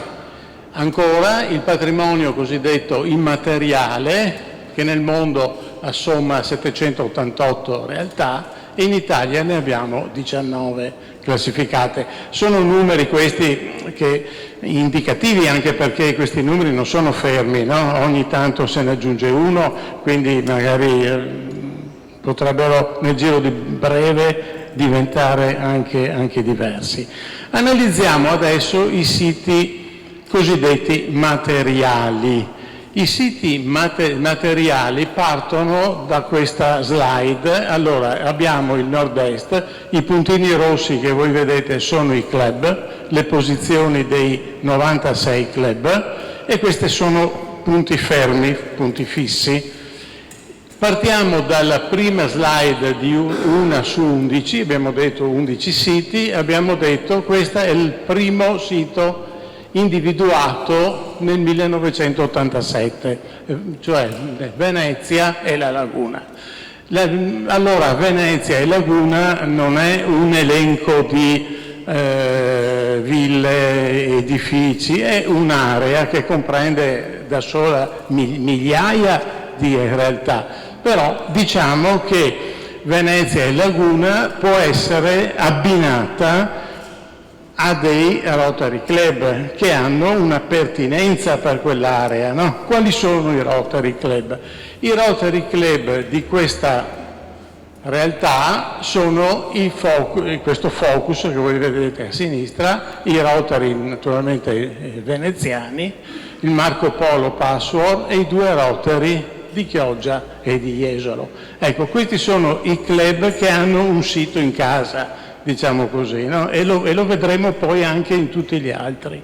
Detto questo, passiamo al secondo sito, che è Vicenza, 94. E Vicenza, parliamo della città e delle ville venete. Allora, in questa realtà bisogna andare un attimo a fondo, perché sembrerebbe un sito, no, non è un sito, sono tante cose. Allora, esaminandole, vediamo che i club coinvolti sono veramente molti. Quindi i club, diciamo, vicentini sicuramente, ma a questi bisogna aggiungere Asolo, Castelfranco, Montebelluna, Opitergino, Este, Campo San Piero, Rovigo, e Verona e Venezia. Perché? Perché parliamo di ville venete. E allora le ville venete sono sparse nel Veneto e chi ha una villa veneta in casa ha un rapporto con quella villa, con quel sito. In realtà, andando un attimo a fondo, vediamo che a Vicenza abbiamo, come Vicenza città con i 4 club, 20 realtà divise tra 5 edifici pubblici e religiosi, altri 5 e non religiosi o pubblici, sarebbero 10, 20 sparsi in ambito cittadino. A questo ambito bisogna aggiungere poi le ville venete, le ville palladiane. Le ville palladiane censite 24, delle quali 16 nel Vicentino e 8 nel Veneto. Ecco perché i club veneti appetono a queste realtà e in effetti, ripeto, i club sono coinvolti, sono quelli che vedete sulla sinistra. Ecco, questo è per la città e le ville palladiane. Il terzo sito esaminato, e qui siamo al 97, è l'Orto Botanico di Padova. Anche questo invece è un sito unico, è un focus unico e direi che di competenza ci sarebbero i 5 club di Padova che hanno il sito in casa. Lasciatemi passare questo termine. Andiamo avanti ancora, abbiamo l'area archeologica e la Basilica di Aquileia, quindi siamo nel 98. Nel 98 è stato individuato questo sito e qui è molto più facile pensare che il club di Aquileia, Cervignano e Palmanova abbia una competenza immediata su quel sito. Naturalmente questo non vuol dire che altri club attorno non abbiano la competenza, è ovvio, però questo ce l'ha proprio in casa. Il quinto sito individuato è Verona, qui siamo in una realtà che è partita nel 2000, anche qui abbiamo una individuazione, in questo caso di 29 realtà divise fra chiese, cimiteri, sinagoghe, palazzi, ville, teatri, ponti, castelli, cinte, porte, edifici, cioè sono tante realtà. E i club coinvolti o coinvolgibili per queste realtà sono sette club veronesi. Questo mi sembra importante. Ecco. Al sesto abbiamo le Dolomiti, è una cosa del 2009. In realtà le Dolomiti non è un sito, sono 9. Sono 9 siti divisi e distribuiti, perché abbiamo la realtà tra le Dolomiti della zona di Campiglio, quindi dell'estremo verso ovest, fino alle Dolomiti del Pordenonense, quindi in zona est, e in mezzo abbiamo tutte le altre, l'Alto Adige, Trentino, eccetera, eccetera. Quindi abbiamo 9 realtà. Anche queste 9 vanno abbinate a diversi club, sono i club naturalmente Trentino e Alto Adige, il Bellunese e il Pordenone. Vedete quante realtà ci sono. Poi ecco, sempre queste divise, questa è una mappa un po' più grande, ma insomma ripete i 9 sistemi dolomitici. Abbiamo il settimo, che sono i siti palafitticoli preistorici dell'arco alpino. Anche qua, questo è un multisito, in Italia ce ne sono oltre 120, ma di questi, voi vedete col colore azzurro quei numeretti, ecco, i numeri individuano i siti che abbiamo nel nord-est e sono i siti che vanno dalla zona del Pordenone al Veneto e poi Riva, insomma Riva, Peschiera, Legnago, Abano, Pordenone, Alto Livenza, perché il Livenza è in rapporto con questo tipo di sito e naturalmente il club di Pordenone. Quindi abbiamo queste realtà che si collegano.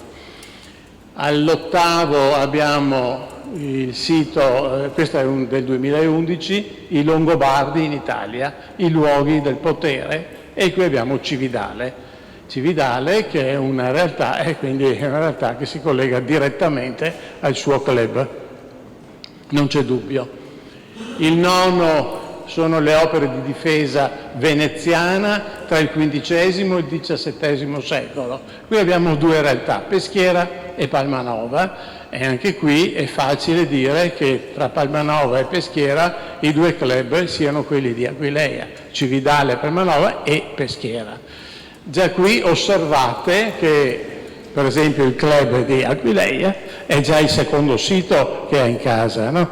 Quindi ci sono alcuni club che ne hanno più di uno, altri ne hanno solo uno, ma altri più di uno, e alcuni hanno anche più siti. Padova per esempio è un multisito, diciamo, multisito.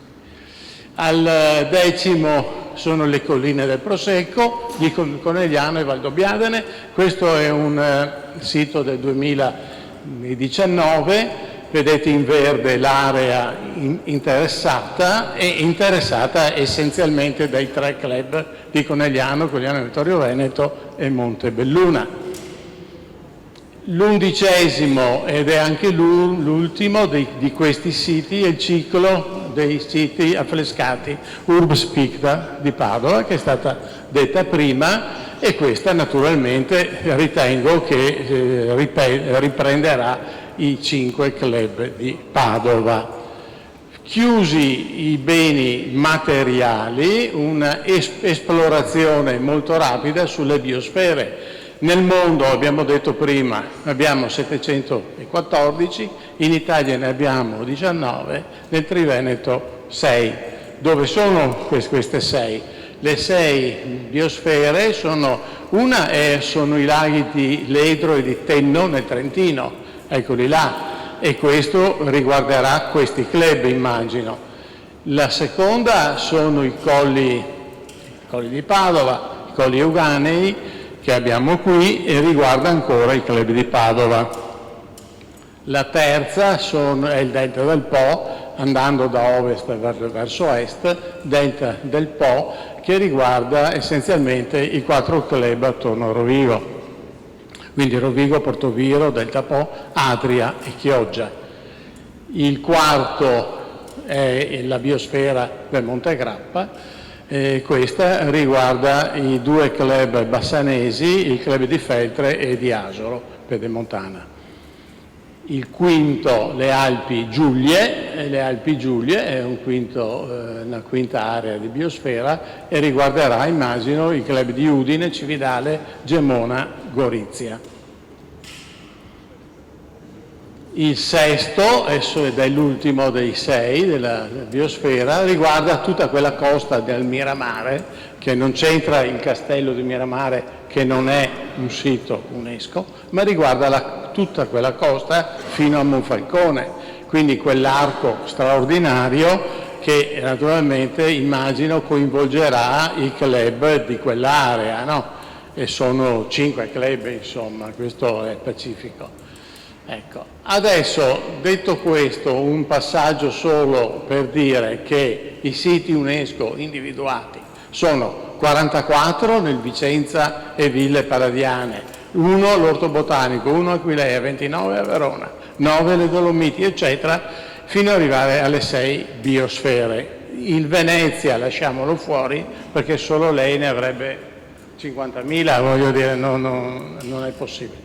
Però osserviamo che abbiamo 108 siti individuati, quindi ci rendiamo anche conto che su 96 club abbiamo molti club che hanno un sito in casa, l'abbiamo visto prima, insomma c'è una connessione molto stretta tra la posizione dei siti UNESCO e la posizione dei club.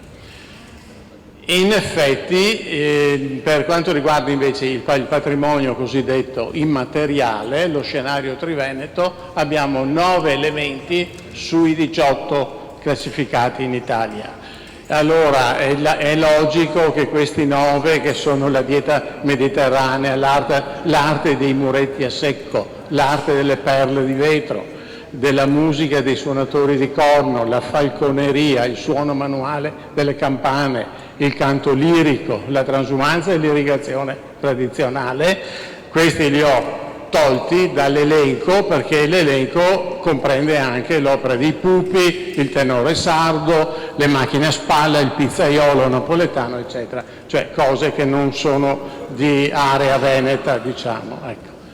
Quindi anche questo è da tener conto. Infine, arrivo in fondo, il distretto 2060, le province sono quelle in rosso, in grigio abbiamo gli 11 siti e lì vediamo i numeri. I numeri sono quanti club vengono, abbiamo visto prima, no, toccati da questi siti. Allora abbiamo visto che per gli 11 siti, alla fine leggo il risultato, sono 66 club, alcuni per più di una volta. Per le biosfere, per queste in giallo, sono 29 realtà, in totale abbiamo 95 contatti. Questo vuol dire che ci sono dei club che hanno, come ripeto, più contatti coi siti. La sintesi, velocissima, i club collegati con un sito UNESCO sono 52 Rotary nel distretto. I collegati con 2 siti UNESCO, 28 club, i collegati con 3 siti UNESCO, 5 club, Padova essenzialmente, per un totale di 70 club coinvolti e collegati con l'UNESCO, pari al 72,9% del totale dei 96 club del distretto. Fine.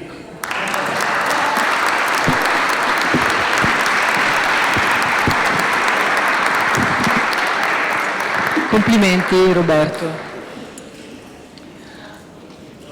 Ora abbiamo, questa prossima mezz'ora, la parte forse più stimolante e più attiva della conversazione. Ascolteremo le voci dei club che ci presentano progetti che hanno anche soltanto a volte immaginato. Abbiamo seguito una scaletta per argomenti, che adesso non me la ricordo, devo leggere. Ecco qui, chiamo la mia presidente eletta, Paola Nardini, che adesso cerco anche la presentazione. Mi aiuti, per favore?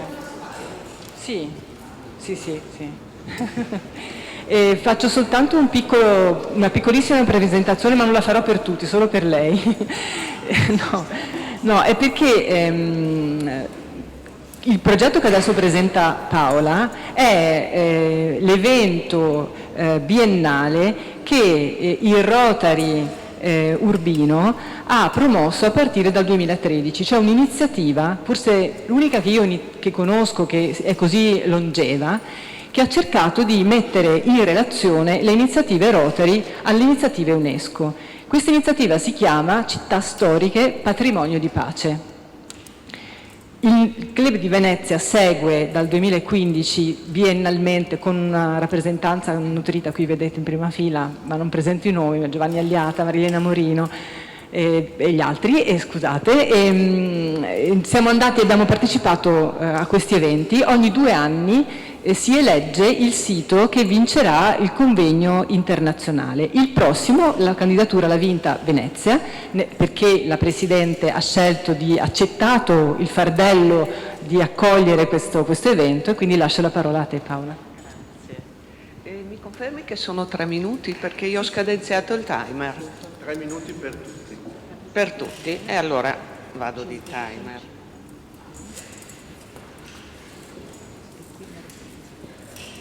Che però scatta da quando inizia. No. Mi sembra giusto.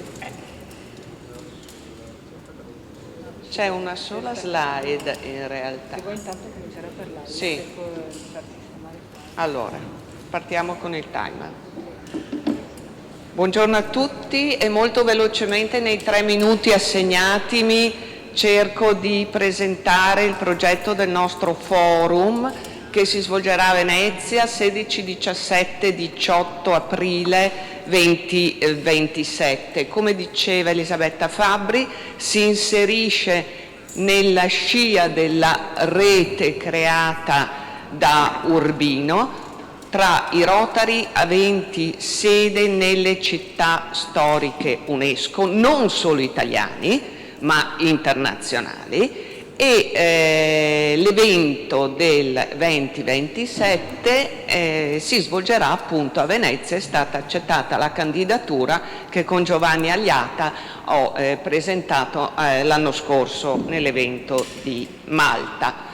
Per organizzare l'evento, che sarà un evento a 3 giorni, quindi un evento composito, per il quale stiamo realizzando e preparando il sito con prenotazioni effettuabili dal 1° di luglio, quindi dal giorno della mia entrata in carica come Presidente del Club di Venezia. Abbiamo coinvolto, perché parlo al plurale? Perché all'interno del club è stata istituita già dal maggio dell'anno scorso una commissione che lavora sull'evento forum. Con la commissione, di cui una buona parte oggi è presente, abbiamo coinvolto i club del territorio, quindi stiamo lavorando con i club con sede in Mestre e con il club di Chioggia e di Jesolo, in quanto aventi sede sulla laguna, perché sapete, come è stato detto prima, che il sito UNESCO è Venezia e la sua laguna.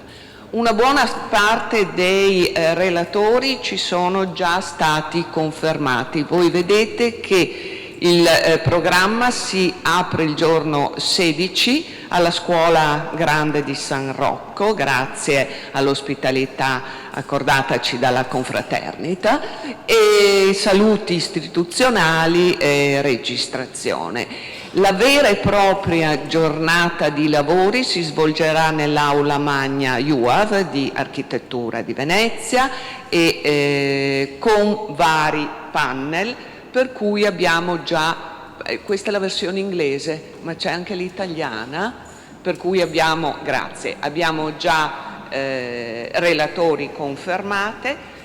Il primo panel è intitolato alle città storiche UNESCO, scenari urbani. Il rettore magnifico dell'Università di Architettura, professor Albrecht, aprirà i lavori con un suo intervento. Il secondo... No. Già passati 3 minuti. Il secondo panel, persone, merci e risorse nei centri storici. Avremo relatori e professori dell'Università di Vienna, già confermati. Trasporti, servizi, innovazione tecnologica, anche qui abbiamo già la conferma del professor Paolo Costa. Il quarto panel vedrà due pezzi da 90 a confronto che illustreranno come la ricerca scientifica e culturale può portare risorse abitative.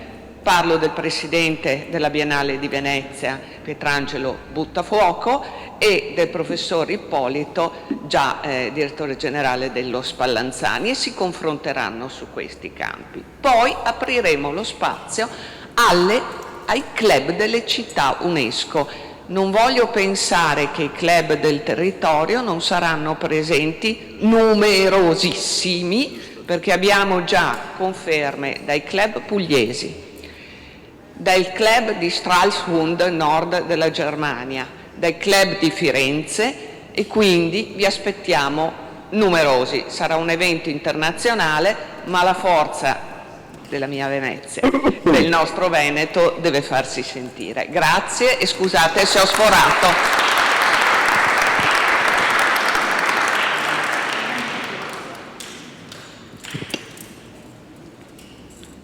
Chiamo l'amico Paolo Bornello che presenterà. Allora, adesso cominciano alcune presentazioni che hanno nel cuore un'idea, che vorrebbero essere travolgenti e cercare di portare avanti un loro pensiero.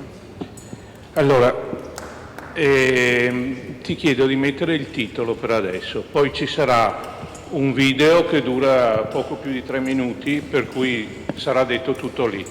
Io ringrazio intanto Elisabetta di avermi coinvolto, perché comunque non è una cosa banale, ha delle potenzialità questa commissione notevoli, ma per i Rotary, ma poi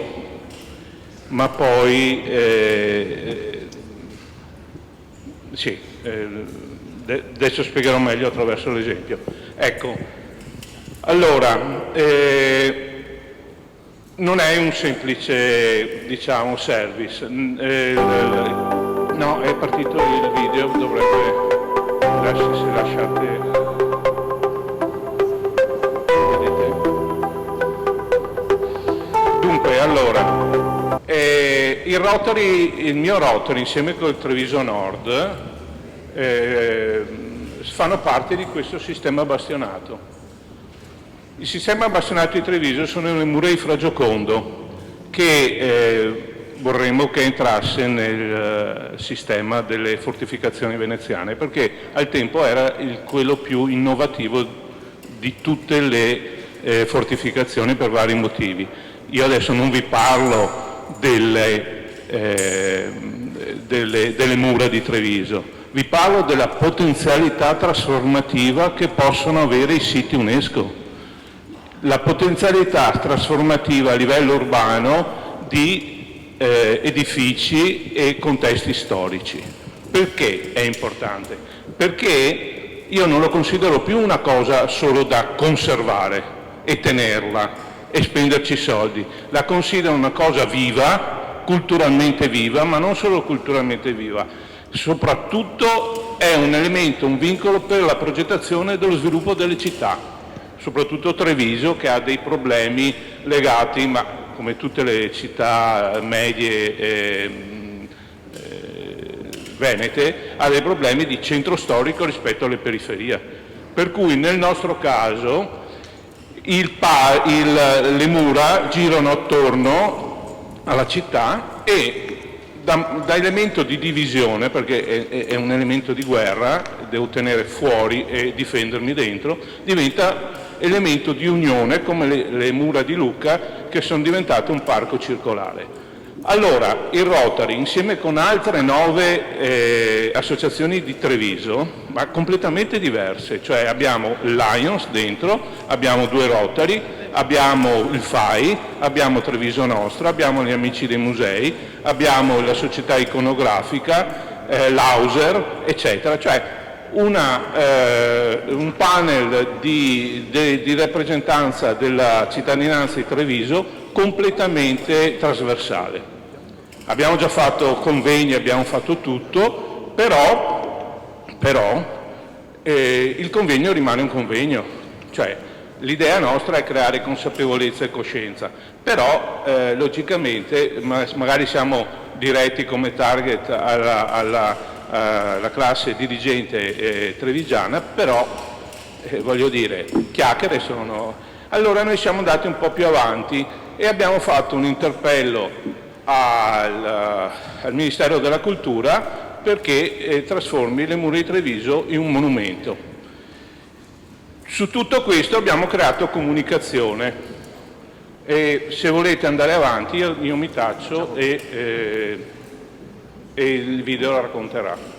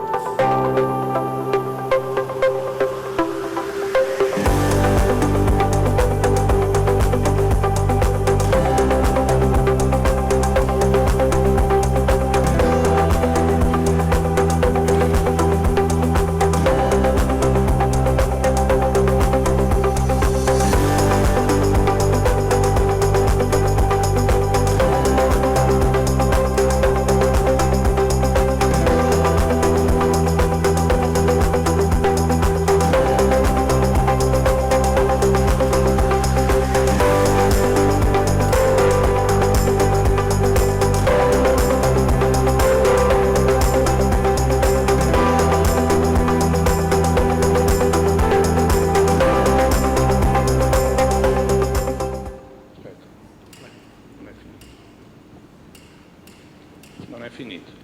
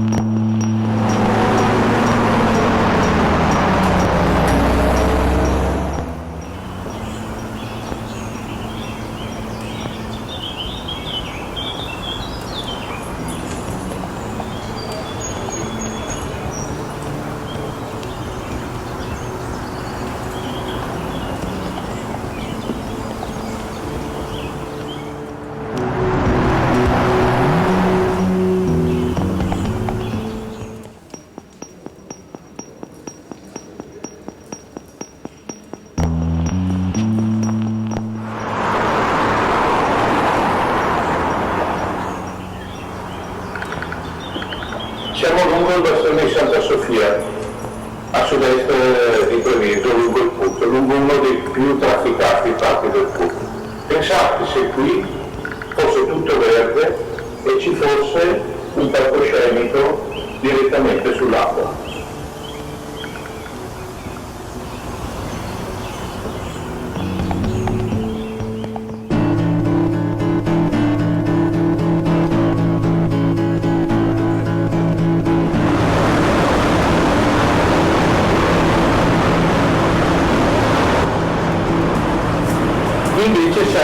stazione San Paolo, e qui si potrebbe pensare praticamente una passerella che riconfonda il cerchio verde del parco attorno alle mura e che crea una sorta di belvedere direttamente sul castello romano.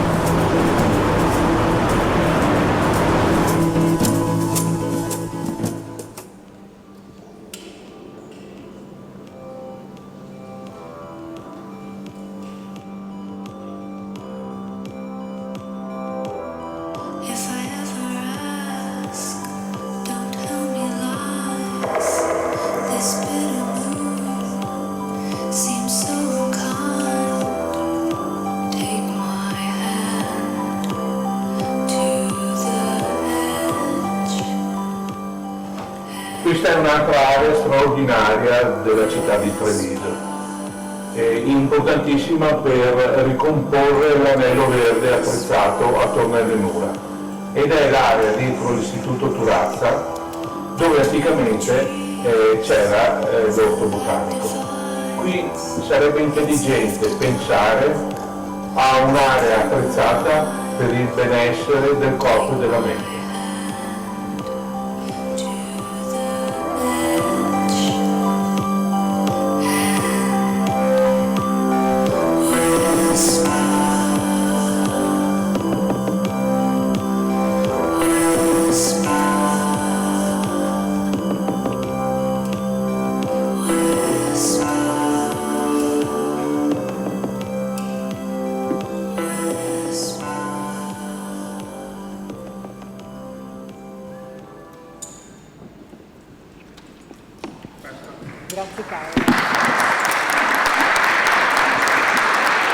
Grazie Grazie Paolo.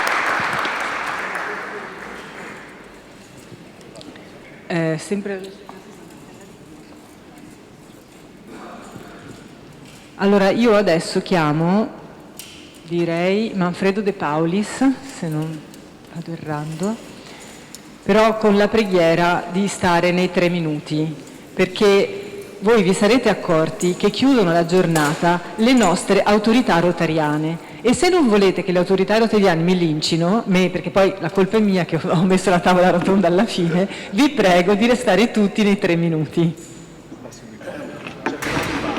Nonostante l'entusiasmo del tema che porta, microfono, spendere senz'altro molto più tempo. Scusate. Intanto buongiorno a tutti, porto i saluti del mio Rotary e-Club 2060, club digitale, e questo vi fa capire che il Rotary opera anche digitalmente, quindi siamo dappertutto, no? Quindi vorrei dire che abbiamo occupato tutte le possibili aree di diffusione del nostro lavoro. Ecco, quindi quello che vi porto come iniziativa del nostro club è un progetto che si riferisce alla Barcolana. Non so quanti di voi la conoscono come evento sportivo, ma io preferisco definirla la festa della vela, no? Quindi partiamo con il botto, come si suol dire, ma in questa occasione mi riferisco al colpo di cannone che la Marina Militare spara ogni anno per dare il via alla più grande regata, io la definisco festa della vela, al mondo. Quindi è un evento che, se ci coordiniamo magari negli slide, ecco, è nata nel 1969 a Trieste. Prima si parlava del Golfo di Trieste naturalmente come sito UNESCO, evidentemente provate ad immaginare il Golfo di Trieste in quell'occasione bianco, perché porta sostanzialmente a impegnare circa 2000 imbarcazioni, siamo arrivati anche a 2500-2600 imbarcazioni che sostanzialmente navigano in quell'area. Quindi scusate la schematicità, ma mi è stato dato una tempistica, quindi cerco di rispettarla. È una delle regate più affollate al mondo. Il presidente della Barcolana evidentemente mi correggerebbe in questo caso, l'ho già fatto, l'ho già detto, è la regata senz'altro accreditata come la più grande al mondo. Partecipano migliaia di velisti. centinaia di imbarcazioni, dalle imbarcazioni della Coppa America fino a barchini da 5-6 metri che molte volte prendono in giro le più competitive barche più grandi, no? Perché soprattutto nelle situazioni di bonanza riescono a muoversi meglio, quindi è aperta un po' a tutti. Coinvolge professionisti, famiglie, giovani e appassionati, viene sostenuta da importantissimi sponsor, tra i quali cito Generali, Fincantieri, Prosecco e tanti altri, Honda, eccetera. Quindi ha numeri straordinari di presenze anche sulle rive, ha un valore sociale che direi è, come vi ho già anticipato, trasforma il Golfo di Trieste in uno spazio condiviso, promuove l'inclusione, come vi dicevo, intergenerazionale e valori del volontariato, genera turismo, economia locale, immagine internazionale, unisce sport, cultura marinara e identità territoriale. Arriviamo ai valori sportivi che insomma vi faccio leggere, ma vi ho già in qualche modo indicato, così vado un po' più velocemente, e quindi a questo punto ci si chiede: ma perché UNESCO? Perché evidentemente questi valori che adesso vi citerò evidentemente la fanno rientrare tra quelle caratteristiche che sono proprie di una candidatura UNESCO di un'attività immateriale, faccio riferimento per dire a quella della cucina italiana, no? Ecco, quindi è patrimonio vivente, trasforma la comunità e associazioni, scusate ma mi si appannano anche gli occhiali in questo caso, ecco, rappresenta ritualità, vediamo se riesco, ecco, annuale, attesa e partecipata, e sostanzialmente quindi come vedete ha diciamo varie indicazioni che la portano proprio a indicare quelle che sono le linee guida di una candidatura UNESCO.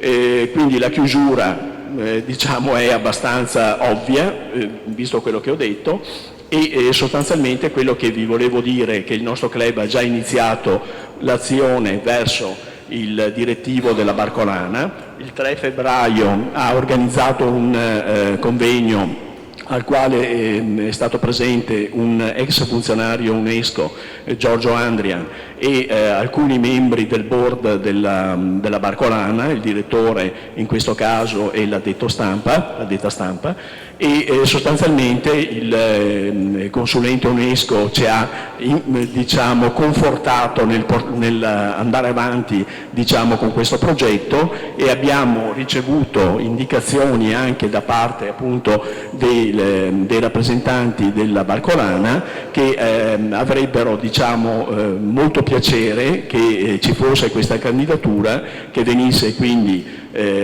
si avviasse e si concludesse entro il 60° anniversario della Barcolana, quindi fra 2 anni. Quindi ecco, questa è sostanzialmente quella che è stata un po' l'iniziativa del mio club e che porto alla vostra attenzione per naturalmente ricevere magari qualche altro contributo. Grazie Manfredo. È il momento? Ora è il chiamo architetto Carlo Dal Bianco, Rotary Club Vicenza, con l'occasione, mentre cerchiamo la slide, sì, ti richiedi 3 minuti, però ringrazio, lo faccio adesso perché non l'ho fatto prima e magari non lo farò dopo, il Club di Vicenza. Il Rotary Club Vicenza è stato partner essenziale di questo evento, di questa giornata, senza loro non sarebbe stato possibile, il Presidente è stato eccezionale, ma tutto il club ha dato il supporto nelle misure normali, cioè, secondo i propri ruoli, il prefetto, eccetera. Carlo è un rotariano di Vicenza, grazie, a te la parola. Grazie a voi.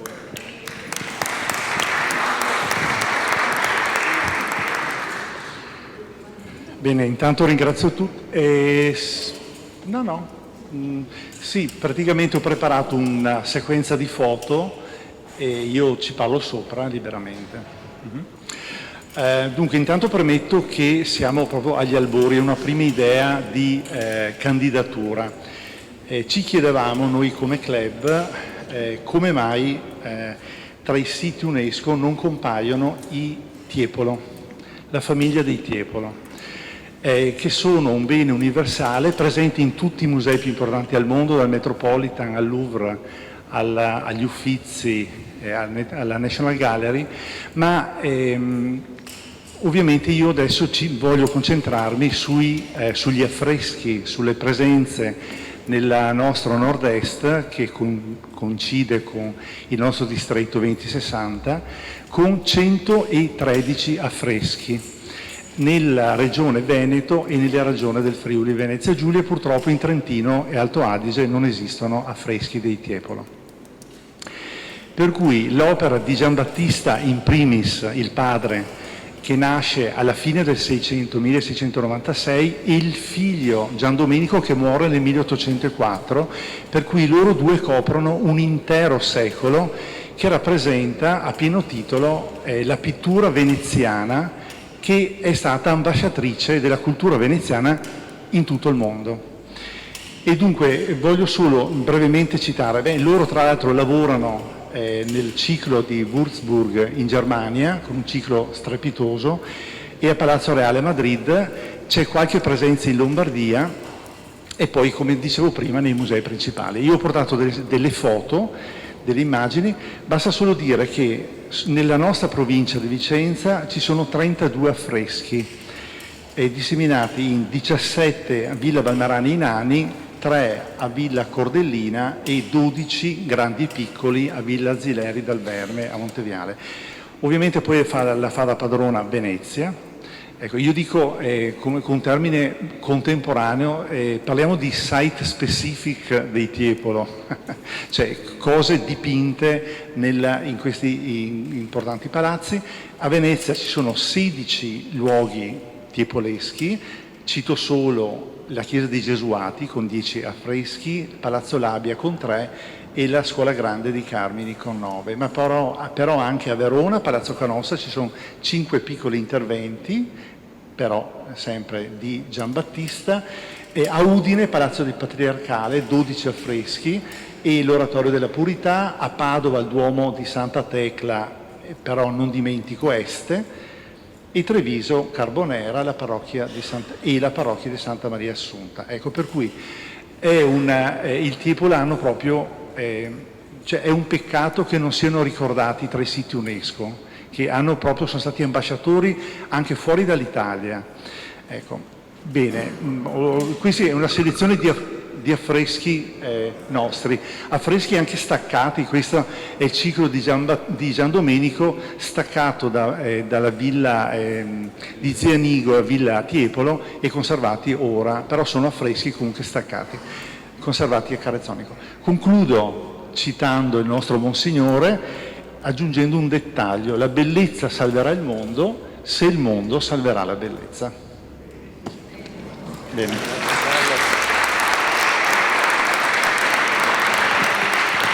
Grazie Carlo.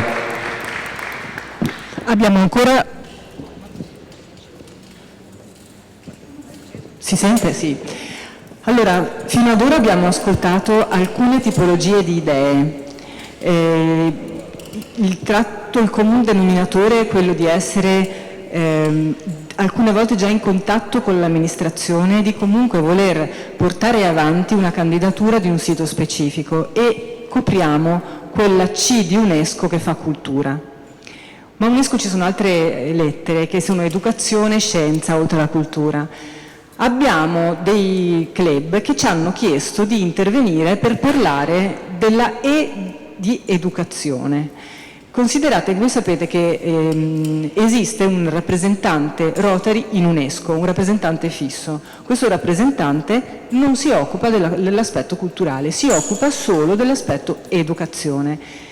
È un esempio, è vero che oggi è la giornata dei siti, però le prossime 2 testimonianze sono 2 progetti. Uno è un progetto realizzato perché è già in piedi, e l'altro è un progetto, diciamo, di futuro, che riguardano l'educazione. L'educazione e, diciamo, l'educazione in generale. Adesso loro vi spiegheranno, prego i relatori 3 minuti come tutti gli altri, perché altrimenti veramente non ce la facciamo, e lascio la parola.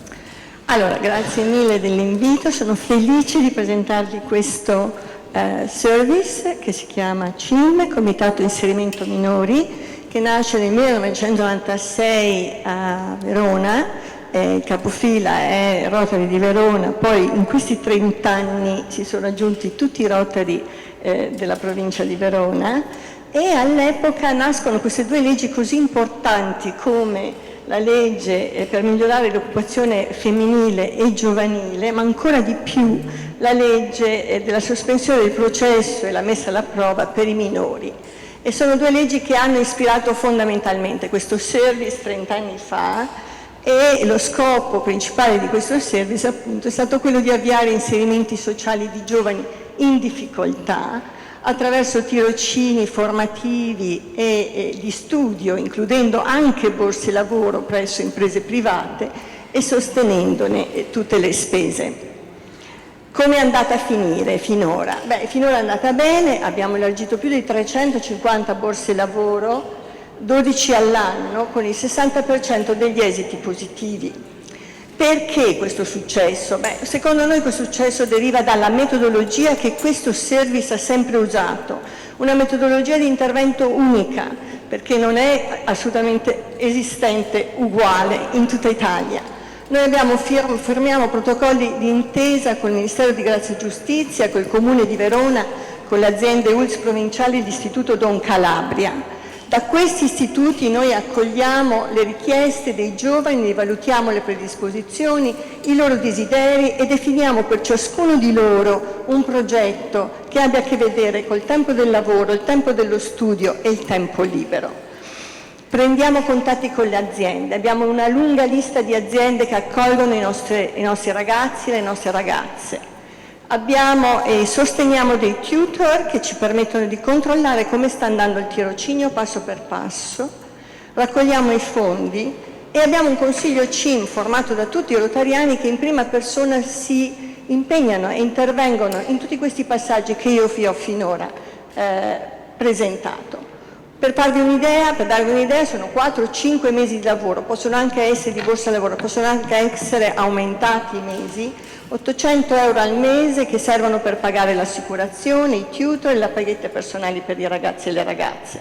Recentemente è stata fatta una tesi di giurisprudenza dove questo service la descrizione di questo service copre un capitolo intero di questa tesi, proprio per la sua unicità, perché noi non mandiamo i ragazzi nelle cooperative, negli assistenti sociali delle comunità, ma li cerchiamo di, valutando i loro talenti, di inserirli già nel mondo del lavoro e renderli autonomi il più presto possibile. Abbiamo una pagina web e queste sono in realtà le parole chiave che io ho un po' scelto per vedere se può essere candidabile per l'UNESCO. Vi ringrazio.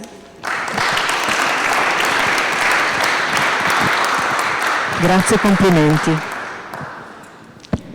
Infine, chiude quest'ultima parte Roshan Borsato del Rotary Club Montebelluna con un progetto anch'esso rivolto alla formazione di ragazzi un po' più fortunati decisamente.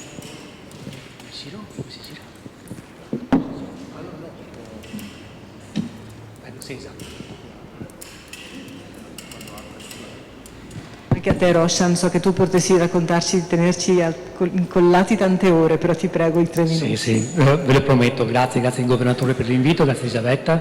È proprio così, intanto comincio, vado a braccio e recupero qualche istante. 4 parole chiave del progetto. La prima, cooperazione internazionale. La seconda, giovani. La terza, pace. La quarta, global leaders. Quindi il concetto è questo: viviamo evidentemente in un mondo nel quale tendenzialmente è un mondo frammentato, è un mondo in cui l'incertezza governa, evidentemente. Lo vediamo in questi giorni. Allora la voce dei giovani è importante per delineare il futuro di questo mondo e di questa terra. Quindi l'idea è che in realtà mancano percorsi strutturati che permettono ai giovani di farsi ascoltare, di rappresentare le proprie idee all'interno dei contesti internazionali. Quindi l'opportunità è per noi, il Rotary può guidare la risposta. E questo perché? Perché il Rotary ha la rete, ha le relazioni istituzionali per poterlo fare, okay? Ma soprattutto ha i valori.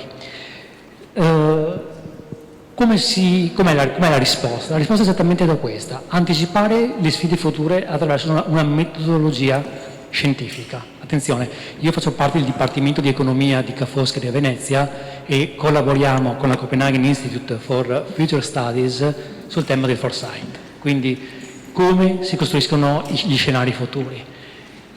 Quindi progettare scenari alternativi, politiche innovative attraverso un programma ben preciso, dai 6 ai 12 mesi in formato ibrido, fondamenti, analisi, co-creazione, perché gli scenari devono essere fatti in modo serio, in modo scientifico, con una metodologia affidabile, e l'output è un report che poi va presentato alle istituzioni. Va presentato alle istituzioni regionali, alle istituzioni nazionali e alle istituzioni internazionali.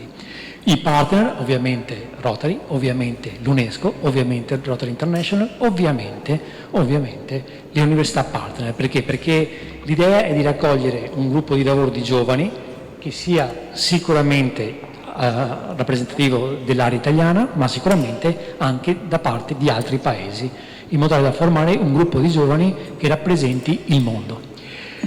Quindi diversità, eccellenza accademica, eccellenza professionale, diversità geografica, diversità disciplinare e diversità culturale. Questo ci dà la possibilità di formare i giovani leader del domani, non solamente economisti, non solamente ingegneri, non solamente architetti e via dicendo. Quindi un gruppo multidisciplinare che si confronta e ragiona sulle sfide future.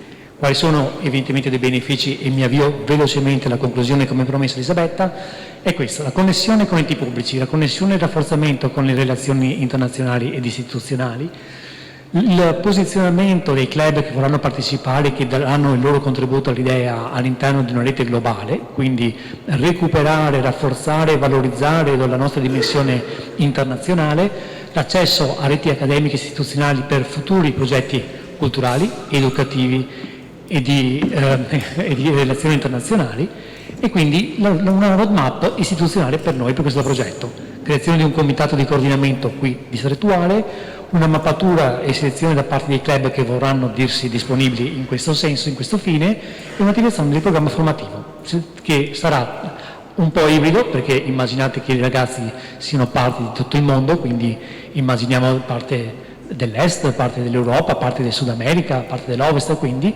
e ripeto, con evento finale pubblico, presentazione alle istituzioni, Regione, UE, UNESCO. Questo permetterà loro di essere effettivi, di essere efficaci e di creare anche delle ottime relazioni internazionali. Vi ringrazio. Grazie Roshan.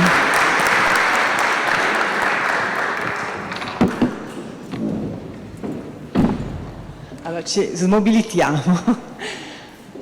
Allora, mentre noi prepariamo il plateau per i partecipanti alla tavola rotonda, invito Raffaele Caltabiano qui a introdurre questo momento finale conclusivo. Mi dispiace non aver potuto fare sintesi di queste cose che abbiamo ascoltato, perché per ognuno mezz'ora almeno. No, io vi organizzo la sala. Beh, intanto buonasera a tutti. Buonasera, perché visto che non ci sono limiti di tempo, prego cari colleghi, basta il governo, certo, Alessandro, Mariano, Lucia, non c'è neanche di là.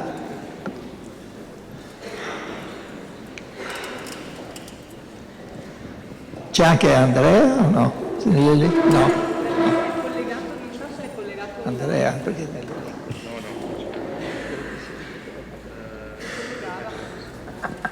ecco, io mi trovo di lato.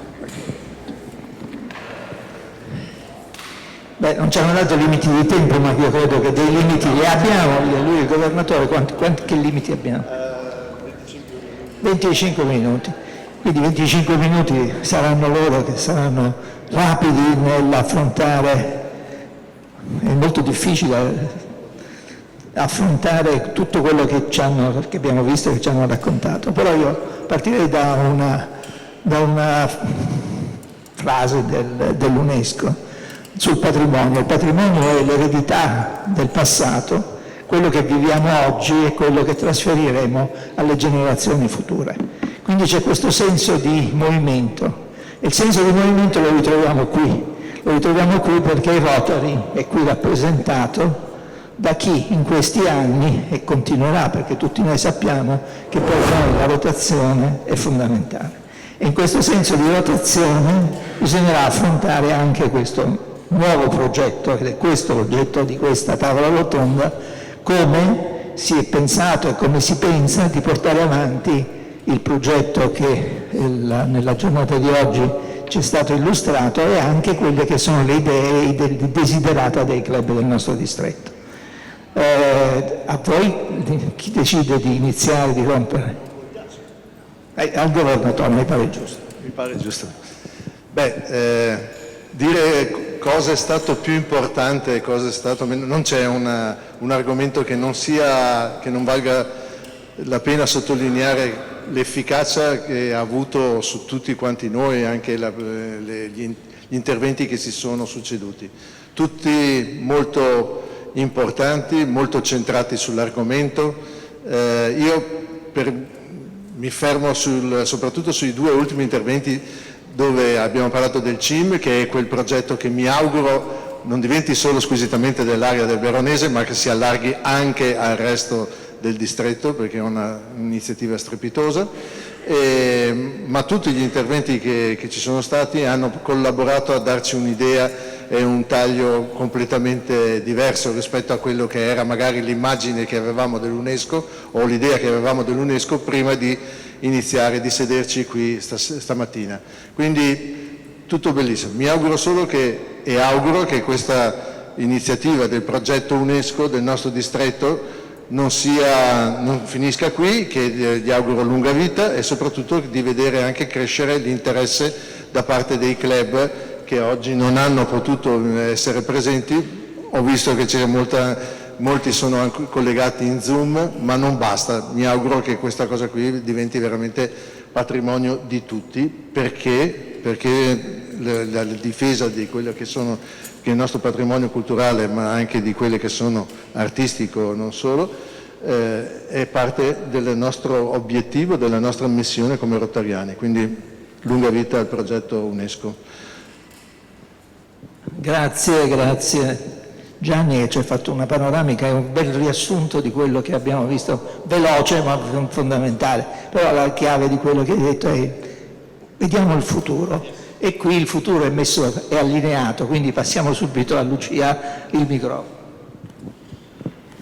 Buongiorno a tutti, entro in punta dei piedi in questo bellissimo forum, perché veramente di fronte a tanti leader e a tante persone competenti l'unica cosa che posso dire è che veramente sono al servizio e siamo al servizio come distretto. La bellezza che abbiamo visto, il piacere, la tranquillità che ci conforta, insieme con la consapevolezza di fare del bene, ci aiuta verso il percorso che poi è il percorso quello della pace. Da parte del futuro del nostro distretto io posso dire che il progetto Rotary UNESCO ovviamente continua, cercheremo di fare il meglio possibile con le nostre forze, senza dimenticare che siamo sempre dei volontari, e quindi la possibilità che noi abbiamo di fare è collegata anche alla risorsa preziosissima del nostro tempo. E direi che grazie veramente a Roberto per averci illustrato la quantità di club che sono coinvolti, ma lo sono ancora di più perché praticamente tutti i club del nostro distretto possono tranquillamente attivarsi rispetto all'UNESCO. Abbiamo 6 club che hanno un carattere distrettuale e quindi non strettamente topografico, ed un esempio l'abbiamo avuto oggi con la presentazione da parte dell'I-Club di un progetto volto verso la Barcolana. È molto bello appunto cercare di essere uniti per il bene, come è il motto di quest'anno. Cercheremo di fare la continuità è quello che ci consente di avere un impatto poi nel futuro. Al tempo stesso mi piace molto i progetti e aver anche sentito che ci sia un passato vissuto nel presente e la consapevolezza di passare questo presente, questo passato verso il futuro, contemporaneamente cercando di costruire qualcosa di bello per il nostro futuro. E quindi abbiamo tanto lavoro. Il lavoro, la parola lavoro non si deve usare per i Rotary, ok, abbiamo tante attività da dover fare, da voler fare per i nostri giovani e per il nostro futuro. Rotary, il distretto, sarà sempre presente al fianco di tutti i leader che vogliono portare avanti progetti significativi per il nostro territorio e per le nostre popolazioni, ma anche per il mondo in generale. Questo è davvero un grazie e una promessa per il futuro. Grazie Lucia.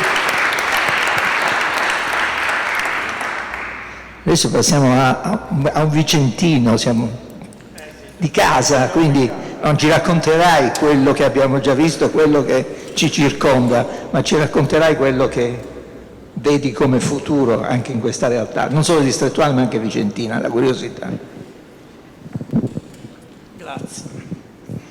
Grazie, buongiorno. Prima di tutto credo un bel applauso a Elisabetta e a Luca che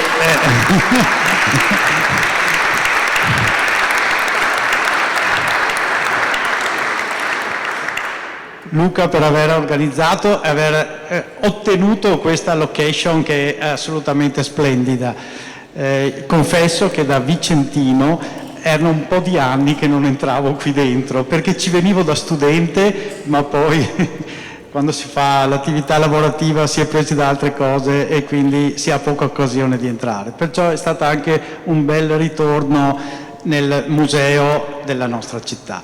Elisabetta perché ci ha attirato, letteralmente ci ha attirato verso questo forum odierno che credo segni il primo di una serie, poi abbiamo sentito che l'anno prossimo saremo a Venezia, quindi nel nostro distretto la cultura non è lì dentro, ma insomma la cultura è molto forte. Pensando all'incontro di oggi, io mi occupo di ambiente nella mia attività e mi tornava più volte nella mente la parola sostenibilità. Cos'è la sostenibilità? La definizione è sostenibile è ciò che permette di soddisfare le esigenze del presente senza però compromettere la possibilità per chi verrà dopo di noi, per le generazioni future, di soddisfare le esigenze che avranno loro. Voi sapete bene che dal punto di vista ambientale, in termini generali, noi non stiamo facendo questo, noi stiamo consumando molte più risorse di quelle che permetteranno alle generazioni future di soddisfare le proprie. Ma non voglio entrare in questo discorso. Credo che l'importanza di UNESCO e l'importanza del Rotary, perché io li vedo assolutamente insieme in questa attività, in questo obiettivo, sia proprio quello di riconoscere la validità di ciò che noi riceviamo dal passato, mantenerlo e sostenerlo, ma renderlo fruibile anche a chi verrà dopo di noi. Ne ha parlato Don Francesco, che ha detto chiaramente noi dobbiamo conservare, Carlo giustamente ha detto la bellezza salverà il mondo, ma se sapremo salvare la bellezza, quindi io credo che il discorso, che la parola che oggi sia più importante sia proprio sostenibilità. Dobbiamo avere noi la possibilità di godere delle bellezze che abbiamo su questa terra, ma dobbiamo anche migliorarle e conservarle per chi verrà dopo di noi e possa goderne nello stesso modo nostro. Grazie.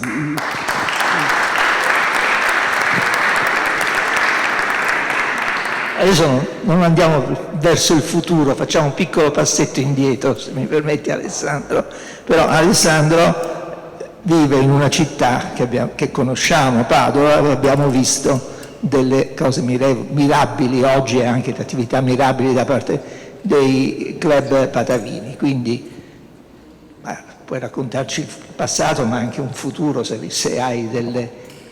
No, non ha senso che parli delle attività passate e non ho titolo per parlare delle attività future.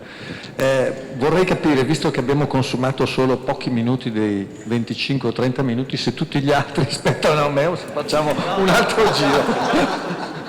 Facciamo un altro giro e poi cerchiamo di mantenere... Domande. Allora, vorrei toccare due punti. Sapete che a me non piacciono i luoghi comuni e neanche le frasi fatte, quindi ci sarà nel mio ragionamento anche qualcosa di critico rispetto a tutto questo. Perché? Perché UNESCO non nasce nel 1945 con lo scopo precipuo di tutelare il patrimonio culturale.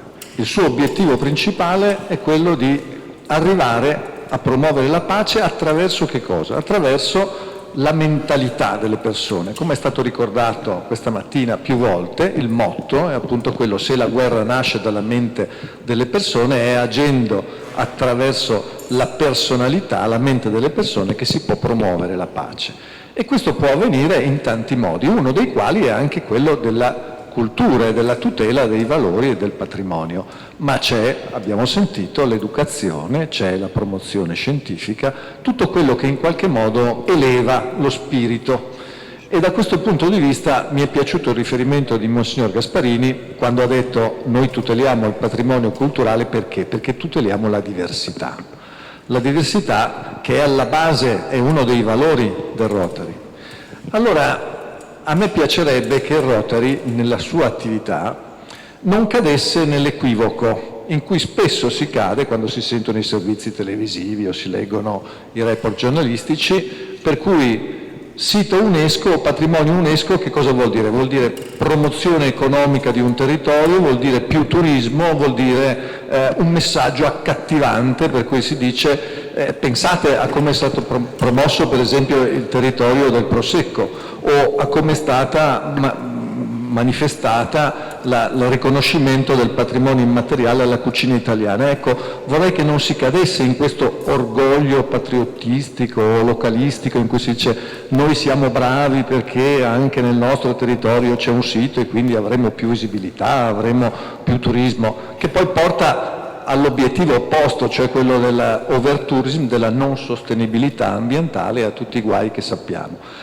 Allora, dietro alla nostra azione c'è quello di promuovere attraverso la cultura, la scienza, attraverso l'educazione, e molti service delle nostre aree di azione sono quello. I progetti principali dell'UNESCO, che sono simili a quelli del Rotary, sono proprio in materia di igiene, di sanità, di apportare l'acqua. Noi però consideriamo UNESCO solo il patrimonio culturale e tutela del patrimonio culturale. Allora, da questo punto di vista, i nostri service, si parlava prima di area della cultura che non è tra quelle della Rotary Foundation, ma perché? Perché noi pensiamo che il service culturale sia, lo diceva Elisabetta prima, promuovere il restauro dell'opera d'arte o della località. Non è quello lo scopo e non è quello che UNESCO promuove. Noi dobbiamo insensibilizzare alla cultura e ai valori, perché pensate a quante persone, da giovani, da ragazzi, non hanno avuto l'opportunità di vivere queste dimensioni e poi hanno seguito delle strade che sono strade di perdizione, strade di violenza, perché non c'è stata un'educazione alla base, sono stati privati di un'educazione che invece, l'educazione non solo al bello, non solo ai valori, porta ad allontanarsi da quel mondo. Ecco, se Rotary potesse fare qualcosa, lo deve fare soprattutto in questa chiave, quindi la tutela del patrimonio culturale da parte nostra non è per avere l'etichetta, non è per avere un sito in più, ma è per cercare di valorizzare questi aspetti. Se Rotary può fare la differenza, lo può fare in questo. Ecco, io direi quindi il messaggio che da qui dovrebbe partire per le attività successive, è questo. Bellissima l'iniziativa, Roberto, complimenti per l'individuazione, però non vorrei che ci fermassimo alla individuazione per cui i club dicono siamo contenti perché noi siamo quelli che hanno 3 siti, noi siamo quelli che ne hanno 2. No, il fatto è andiamo a vedere le attività che i club fanno da questo punto di vista, non semplicemente l'etichetta che ci appiccichiamo perché ne abbiamo 3, ne abbiamo 2, ne abbiamo 1. Tra l'altro lì ci sarà qualcosa da rivedere perché ho visto che alcuni siti, per esempio che i Colli Euganei siano riferiti ai club di Padova e non ai 2 club che sono nei Colli Euganei, cioè Abano ed Este, non è corretto, ecco, quindi bene, grazie.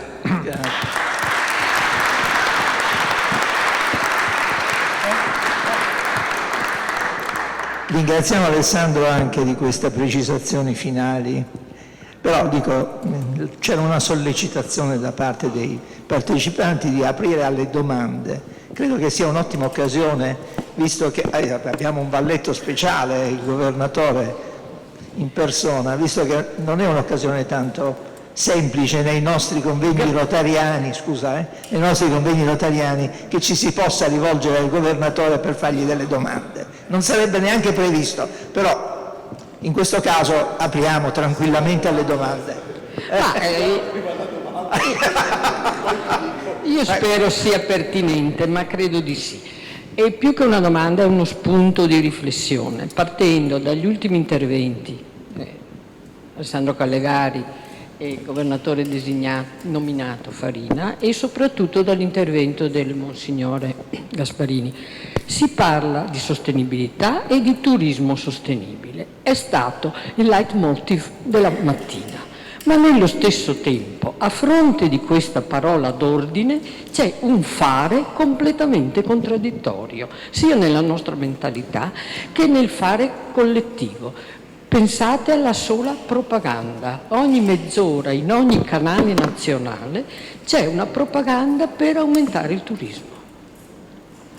A ogni città, ormai ogni piazza, si fa la propria propaganda. Umbria, cuore verde d'Italia, Padova, Urbs Picta. Allora, come possiamo pensare di cambiare la nostra sensibilità, di diventare più consapevoli, di fare un turismo sostenibile se continuiamo a incrementare l'idea che il benessere economico derivi dall'industria turistica che deve crescere, che a mio avviso, almeno così com'è, è un'industria pesante come la siderurgia. Porca miseria. No, preso il microfono da solo per rispondere. No, è che stavo pensando a chi era non è che avevi in mente qualcuno in particolare per la risposta? No. Il microfono ce l'hai tu, caro governatore. No, allora non la penso come te, perdonami, è un dibattito e quindi è giusto anche esprimere. Io penso che non sia una cosa così negativa l'aspetto legato a un turismo che sia centrato anche sullo sviluppo dal punto di vista culturale e artistico della promozione, se va nella giusta direzione. L'eccesso o comunque la spinta estremamente economica e finanziaria che giustifica poi dopo questo turismo, sono d'accordo con te. Però io credo che sia uno dei valori più belli che abbiamo da esportare e da far conoscere. Che sia nell'ambito però di un concetto di sostenibilità, sono d'accordo. Però insomma, ce ne abbiamo di spazio per crescere ancora. Ovvio che se parliamo di Venezia, qui Giovanni potrebbe parlarci a lungo, però senza il turismo molte delle attività che oggi sopravvivono e vivono a Venezia avrebbero un po' di problemini. Ecco. Perché dobbiamo agire su una conversione intelligente di queste attività, sono d'accordo. Diciamo che in mezzo sta giusto, ecco. Però se c'è qualcuno, grazie. Io volevo fare un'altra domanda perché avevo trovato molto interessante che tra quello che è la finalità di UNESCO c'è anche l'education, no? Prima era stato sottolineato questo. Ora, mi pare che sia importante però per quanto riguarda anche il discorso UNESCO, i siti culturali, tutte queste cose qua, noi pensiamo sempre che l'education è per gli altri. lo dicevo anche nel mio intervento e vorrei sentire il parere anche del governatore, no? Che l'education per prima deve essere fatta tra i rotariani. Ne parliamo poco, vero? Ne parliamo troppo poco. È un problema che è atavico, che probabilmente ci portiamo dietro da molto tempo. È anche un segno di distinzione che dobbiamo cominciare a impostare nei nostri club. Non esiste un precedente su cui basarci molto, per cui dobbiamo cominciare a costruirlo. È un'attività che il progetto UNESCO nasce proprio per questo, per rompere col passato e per cominciare a mettere queste situazioni alla portata di tutti i soci, perché non siano qualcosa di riservato soltanto a una precisa fascia magari di soci. Ecco, io penso che abbiamo cominciato, non è il progetto UNESCO l'unica cosa che stiamo facendo per rompere questo momento, però abbiamo cominciato. Io credo che ci sia la logica continuità, è un qualcosa che parte non proprio da tanto distante, perché insomma è da poco che abbiamo cominciato magari a premere sull'acceleratore sotto questo aspetto. L'education deve diventare un po' anche il nostro mantra, come dire, che ci guida anche nell'organizzazione delle serate, no? È un fatto che quando si parla di formazione, per esempio, i club si svuotano completamente se fai una serata di formazione, quindi è un aspetto che dobbiamo curare, giusto? È molto bello parlare appunto di sostenibilità, ma la sostenibilità significa anche di poter avere un'economia che in qualche modo possa essere sostenuta. Scusate il gioco di parole. Confido molto nei nostri club e nei nostri pensieri. Non ci deve essere un pensiero unico. Io credo che noi possiamo provare ad interrogarci all'interno dei nostri club per proporre delle soluzioni per i nostri siti, perché so che si sono svolte anche riunioni molto importanti internazionali rispetto a questo tipo di problema, che era già presente anche nel passato peraltro, perché l'overtourism è stato un problema di tanti siti ancora prima di ora. Il convegno dell'anno prossimo prevede anche uno studio, un'applicazione dell'intelligenza artificiale che secondo me ci potrà in qualche modo dare delle aperture. E proviamoci, perché no? Cioè, possiamo pensare di ragionare su come il bellissimo progetto tuo di Treviso, no? Cioè lui ha immaginato oltre, ha immaginato, ha scritto, ha fatto oltre. Altrettanto dobbiamo fare anche noi, per i nostri club, nei nostri posti e nei nostri siti. Cosa significa turismo sostenibile a casa mia? A casa mia significa che ho 100 persone quel giorno e 0 il giorno dopo, perché è un lunedì. Perché succede questo? Posso modificare questo in qualche modo? Proviamo a ragionare, proviamo a proporre e proviamo a cambiare anche piccoli tasselli, ma i piccoli tasselli diventano grandi esperienze. Non c'è una risposta univoca, secondo me. Dobbiamo in tutti i modi cercare di trovare la nostra risposta, e chi se non noi che viviamo in questa società. Logico che per chi è di Venezia il problema sarà enorme e grandissimo, ma anche gli altri siti hanno problemi simili, più in piccolo. Proviamoci, proponiamo, affrontiamo un piccolo passetto, lo comunichiamo, lo condividiamo. Spero che la riunione di oggi sia stata registrata in modo che poi possa essere condivisa anche da chi non può essere qui fisicamente oggi, perché ci sono tanti semi belli, tanti frutti e tante piante che è bene che tante persone conoscano.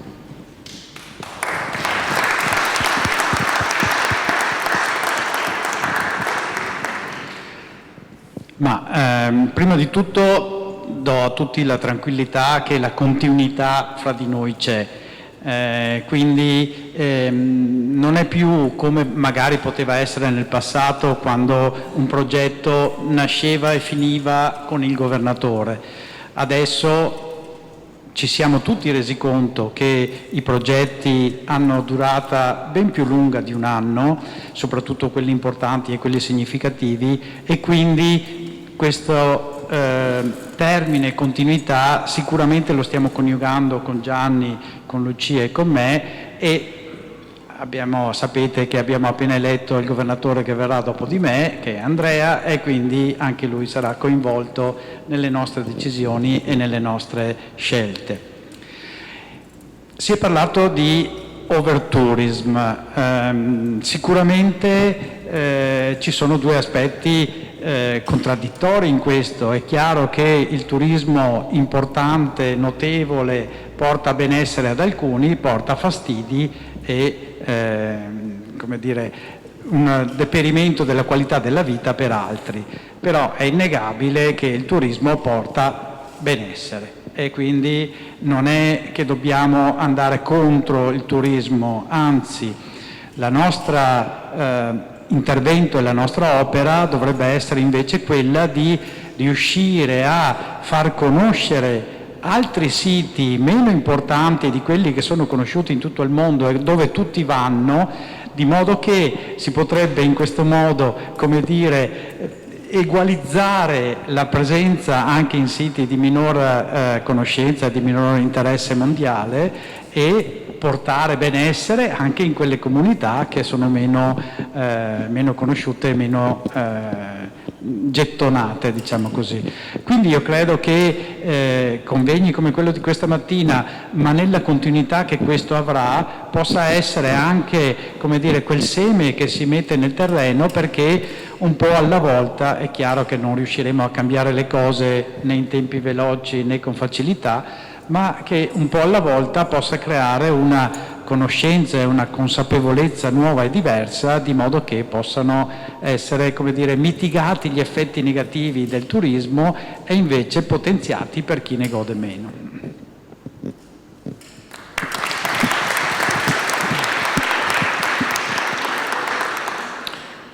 Un'osservazione su questo e un'altra osservazione collegata, che è molto rotariano.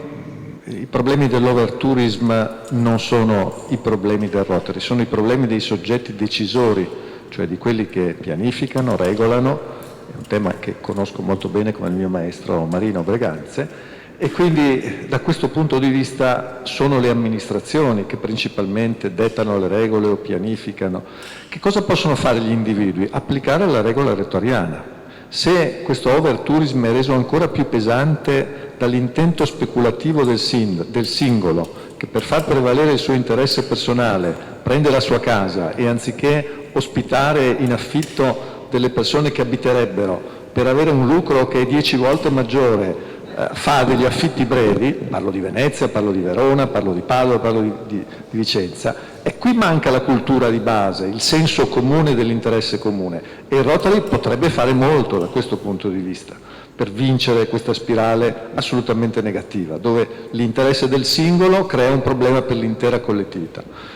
L'altro tema è quello del rapporto tra Rotary e UNESCO. Spesso ho sentito dire che UNESCO vive con una certa sofferenza il Rotary come un soggetto concorrente, quindi non gli dà quello spazio che magari il Rotary potrebbe avere.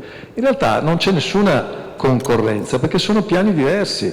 UNESCO opera a un livello in cui la convenzione è tra stati, sono soggetti pubblici che decidono, e invece il Rotary opera a un livello assolutamente privato, dove il singolo può impegnarsi per, e le due cose in sinergia possono fare moltissimo. Quindi da questo punto di vista chiarirei bene che non c'è nessuna concorrenza, ma c'è perfetta sinergia.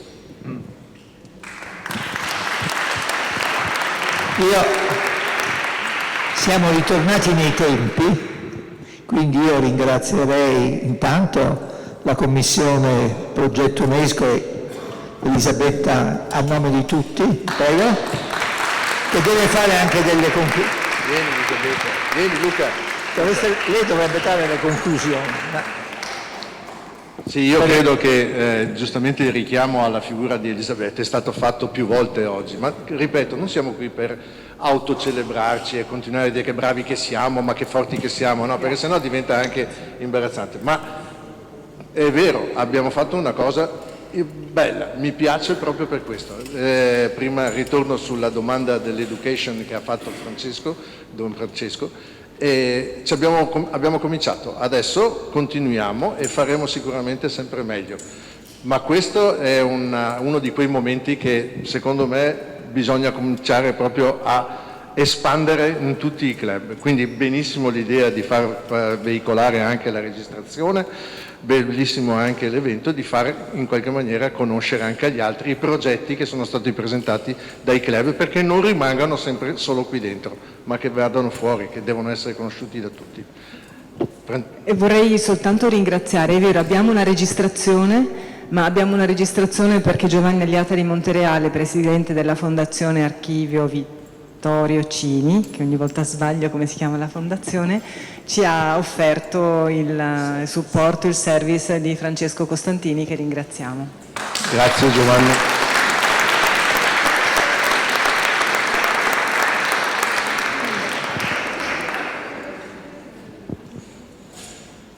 E quindi possiamo passare alle conclusioni. Io mi permetto solo di dire una cosa. Gli interventi sono stati interessantissimi tutti, ringrazio e mi scuso con i relatori che abbiamo dovuto accorciare, ringrazio Matteo, ringrazio Paolo, ringrazio tutti per i vostri contributi, ma vorrei che il messaggio fosse: questa è una call to action, noi dobbiamo agire, non dobbiamo soltanto ascoltare relatori eccezionali, dobbiamo portare, cioè speriamo che queste cose siano state stimolo per costruire progetti. L'invito a venire a Venezia l'anno prossimo non è solo per ascoltare i relatori straordinari che sono stati coinvolti, ma è per presentare progetti dei nostri club. È centrato sulle città storiche. Che cosa noi vediamo della nostra città? Cioè, la parola attrattivo ha creato dei problemi, perché uno pensa che l'attrazione è ciò che attrae da fuori, ma pensiamo alla terra, cioè noi siamo attaccati alla terra, per me l'attrazione è quella, noi dobbiamo sentirci radicati a un territorio.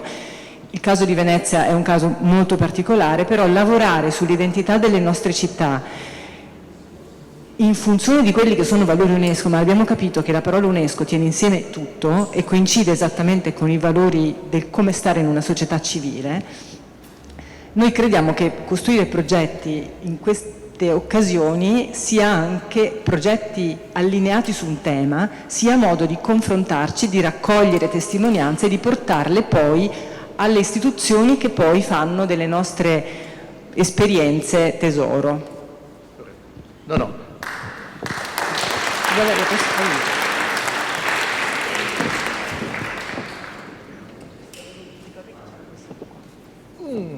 Cioè, questa è una citazione di Paul Harris, perché, come ho detto prima, a me l'UNESCO fa paura un po' come mondo, no? E quindi stiamo avventurandoci in un'enorme difficoltà, ma Paul Harris ci diceva di essere sempre possibilisti, ottimisti. Noi vediamo possibilità dovunque, anche nelle cose più difficili. È vero, il turismo è un flagello, il turismo sostenibile non si sa bene cosa voglia dire, ma se noi ci crediamo, noi possiamo costruire un progetto, un'idea, aprire un tavolo di lavoro con questa parola un po' come? E lo faremo. Esatto. Lo faremo, mi piace. Bene, ci avviamo alla chiusura, vi ringrazio tutti quanti per la partecipazione, per essere stati qui con noi, lascio al Presidente del club e io ti faccio compagnia. Grazie a tutti.